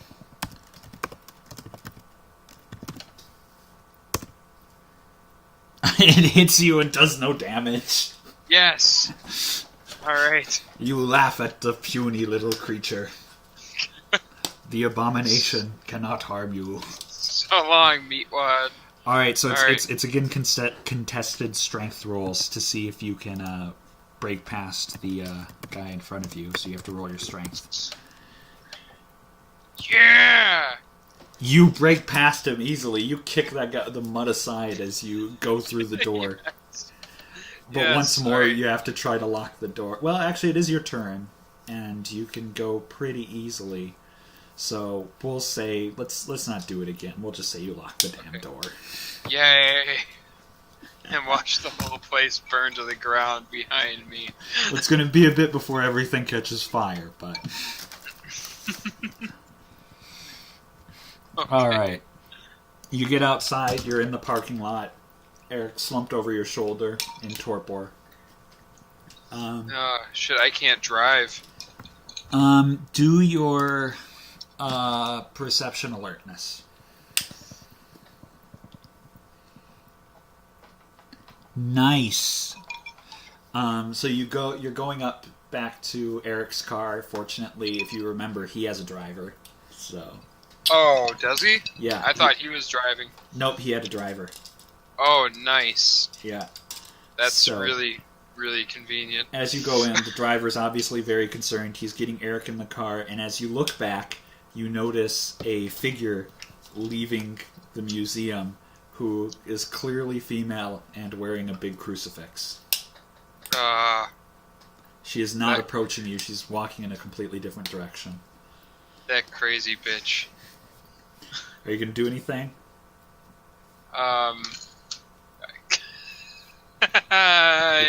It's all up to you.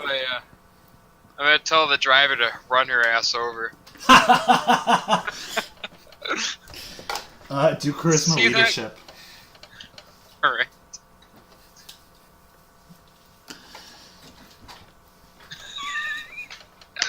Nice! Alright, this is totally not what I expected. But the driver's on board with your plan.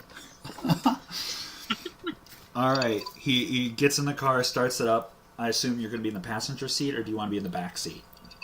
I'll be in the passenger seat. All It's makes more sense to have Eric's laid out in the back. That does make sense. Alright, start up the car as soon as... Let's see. She even notices you coming at her. See, this is what I like about this. I totally did not expect that your response to be run her over, but it's amazing.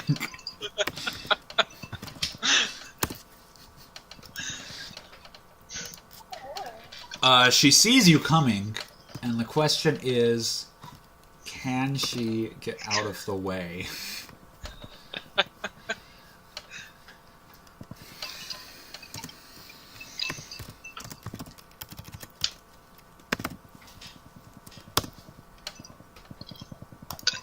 Oh, she does. She Shit. manages to just slip out of the way. No. So you've just whiffed past her. Oh. Can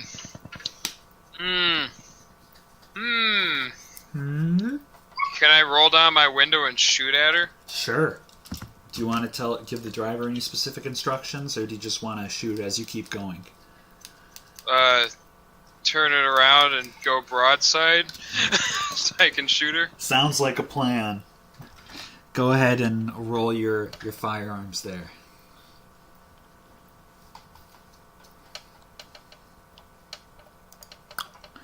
Not a great roll, but it's enough. You do 7d10. Oh. Damn, son. Hey. You hush. I knight thee, Odin. I have this big stick. Well, you fucked her up. Good. She tried to absorb the damage, but she was clearly not expecting it. She's obviously wounded. Yeah. I'm gonna fucking shoot her again. Alright, you better do it, man. Oh, that wasn't as good, but that's okay. 5d10.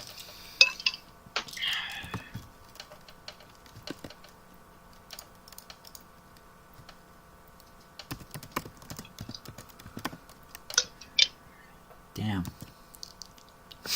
Oh my god, she rolled the exact same for her soak, and it's terrible. Oh. Yeah, you hit her. And alright. You have,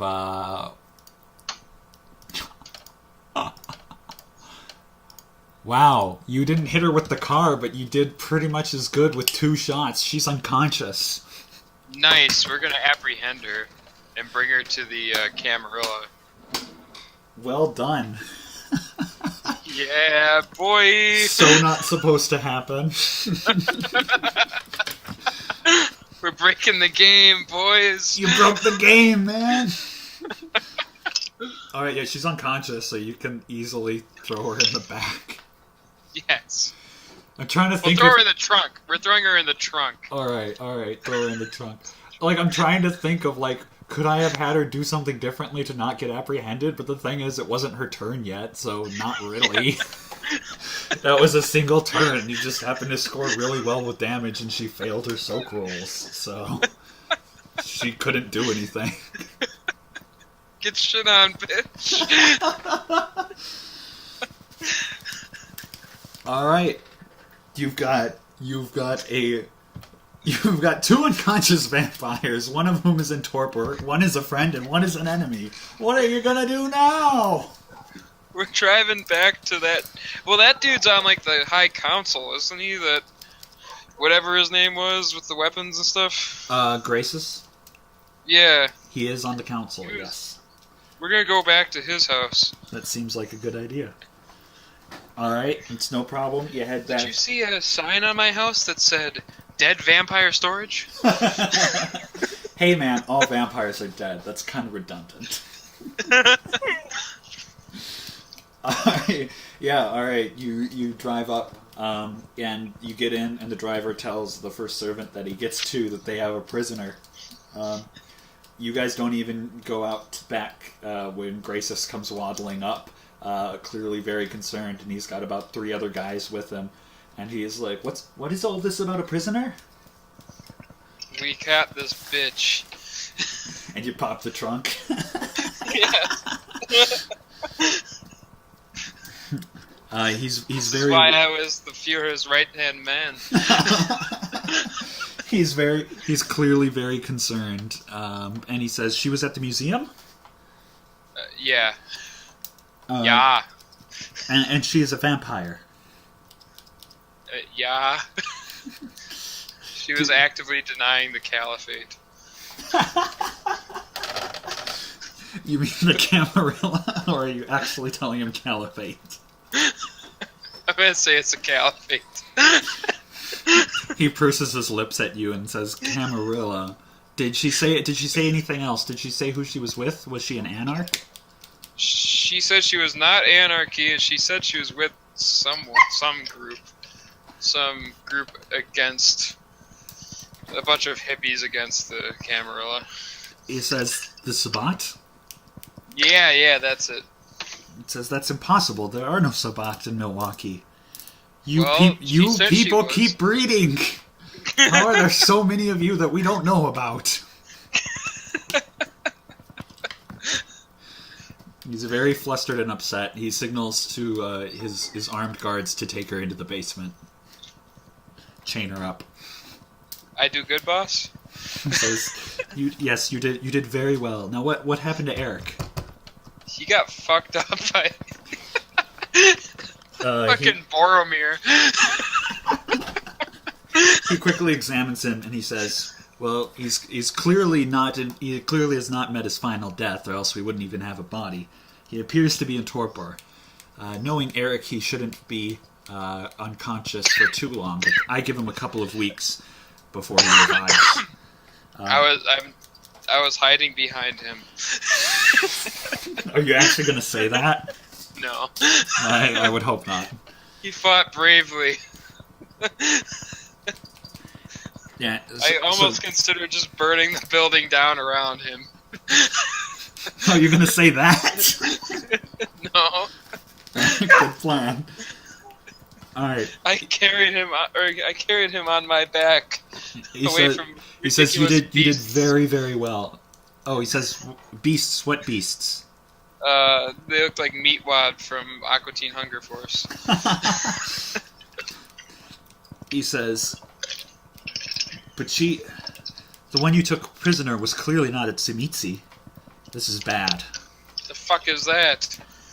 He says, of the Sabbat, there are several clans that are of the Sabbat. Like, for example, you and I are Clan Ventru, and the Ventrus are all part of the Camarilla. But there are some clans that are exclusively part of the Sabbat. One of them is the Simitsi, and they have the unique power of flesh crafting, which can be used to create the monsters that you just described. She could also control shadows, and she killed the tiny human with them. He says, so that means that she has to be a La Sombra.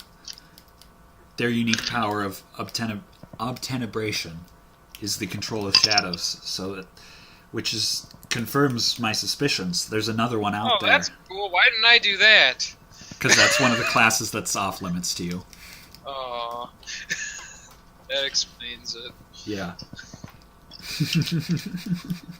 Seriously, the shadow power is like OP. I was looking at the rule books and I was like, oh my god, if a player character had this would be so abused. I was like, I could have been like frickin' Alucard in Helsing. Yeah. He says, you would have been able to tell if there was a Simitsi around. They pride themselves on disfiguring their own bodies to be ugly and grotesque and obviously flesh-crafted. You didn't see anyone like that. There was one that was hanging there with my uniform on it. Yeah, there was a few bodies there. He says, was it alive? I didn't know. I didn't check. Could have been. He says, well, I suppose you wouldn't have known to check. But at the same time, I'm not sure. It might have just been the bodies that the Tsumitsu disfigured. It might not have been the Tsumitsu itself. I would have expected that if it was, it would have attacked you as well. Still. Well, whatever. It's burning now. Yeah, it's very concerning because they could be out. You could still be out there. But that's a worry for another day. You did very well to have captured this one alive. we'll soon try to find out how they're getting into the city. Yay! Yeah. And he says, as a last note, he says, don't trust anything said by a Sabbat. They are absolutely vicious and disgusting creatures. Kill them on sight. Oh, okay. I agree. He says, well, you probably need a rest after all of this. You can come inside and spend some time here. Or you can head back to your place. I guess I'll rest there. See, now, Evan, I found out the reason why I did so well against her is because I have 10 points in destroying thoughts. Obviously. Alright, that's pretty much the end of the quest. So that's the end of my little story thing. You did way better than I expected by the fact that you randomly captured her. That wasn't supposed to happen. But that's pretty fucking amazing. Yay! You should jot down 4 experience points on your character. Yay! So I got 11 now. You got lots of experience. Yay! I think I'm saving up because I want to get up to level 5 presence. I want that majesty ability. That's fucking awesome. You need to buy the level 4 first, but yes. Yeah, boy. Awesome. Holy shit. That was fun. Good. That was hilarious. That was... From going to not being able to fucking beat up some random dudes. You couldn't beat up apartment. some random Antifa members. And then I fucking captured the head vampire. Well, not the head vampire. Yeah, but I know what you mean. That was very much a case of... Well, you definitely approached that in ways that I wasn't expecting, but very effective ways anyways, because I should have checked your character sheet to see that you didn't have stealth, but I kind of expected you to sneak through the museum a little bit beforehand, but you went in guns blazing, which was fun. Yeah, poor Eric. Poor Eric. I'm just glad that he's not dead. Yeah. Eric got fucked up. He did. He really did. But seriously, Venture can soak a lot of damage because of their fortitude. Yeah. It's pretty intense. That was the only thing that was keeping him alive. If he didn't have that, he would have been dead. Fucking 6 bullets. Yeah. Yeah, that's the thing is that all 6 of them hit. Yeah, I know. It was just the worst luck for him. And they were pretty powerful revolvers too. They weren't your light revolver. Yeah. Too bad you didn't have a chance to loot them. Yeah. Things got a little crazy. I got my heavy pistol anyway, though. That's true. That's better. And Puny Human died by shadow suffocation. Human. Yes. Oh, I should ask this dude if I can get a reward for capturing this crazy bitch. Gracious. Yes. But I'm not going to do it this round. I'm going to get some time. I'm going to have some time to actually come up with a decent reward. So I will give you a reward, but yay! I'm going to actually think about it and not just say something off the top of my head that might be either too good or not good enough. So. All right, sounds good. Well, that was fucking hilarious. Good. I hope it was enjoyable. What were you expecting to happen with the woman coming out? I wasn't sure. I kind of wanted to find out because I was thinking that maybe you would go up to either fight or she would maybe just get a couple words off and then use her shadow powers to just bamf off into the night. I didn't expect run her over and then you to get 2 amazing shots with. Yeah, she dodged the car and then just pow, pow. Yeah. Fucking slow motion, just. It was pretty brutal. Well, what's amazing, too, is that she's not dead. It's like you hit her just right so that she is unconscious but not dead. Because you could have easily accidentally killed her. But it was like, no, you did exactly the right amount of damage. All part of the plan. Good job. Yay. I'm not going to take credit for it because it's all the dice. I know, but still. Well, the idea to go run her over was all you, so. Well, thanks. I just thought, like, I have a car. That's true. Driver, go do this. Driver, run her over. That was pretty awesome. Holy shit. Good deal. Good stuff. Uh, Alright, well, I'm glad you got a kick out of it. yeah, good game, sir. Thanks. Good ideas. Alright. And of course I had to have the shitty degenerate art in there somewhere. And it all burned down. And it's all burning down. Next day on the news, modern art gets burned down. No one cares. Oh, yes. Just fuck those stupid meatwad things. Yeah. I took those out of the the video game that I played. They had those, and those were freaking obnoxious in the game too. Because in the level that they were on, they keep coming out of nowhere, and it was really, it was really nerve wracking. Because these freaking meatwads coming out and just attacking you, and stop it. Poor puny human. Poor puny human. Hey, you got him to fight on your side. Not for very long, but... Yeah. I lost my fucking hammer. You did! You lost your hammer! That's okay, I got my knife now. And you got your uniform. Yes. That's like the best thing, is I got my uniform. I'm like, how can I make a quest that I know that Wyatt is going to really want to go on? I got it. Someone steals his uniform. Perfect. It was perfect. Wyatt's like, I will burn down the city to get my uniform. See, now my avatar makes sense. It does. I should find a new avatar. Gotta keep on switching it up. We do keep switching it up, so... It's like tradition now. It is. That's a good one, though. I like that one. I gotta get the... I know which one I want. I want,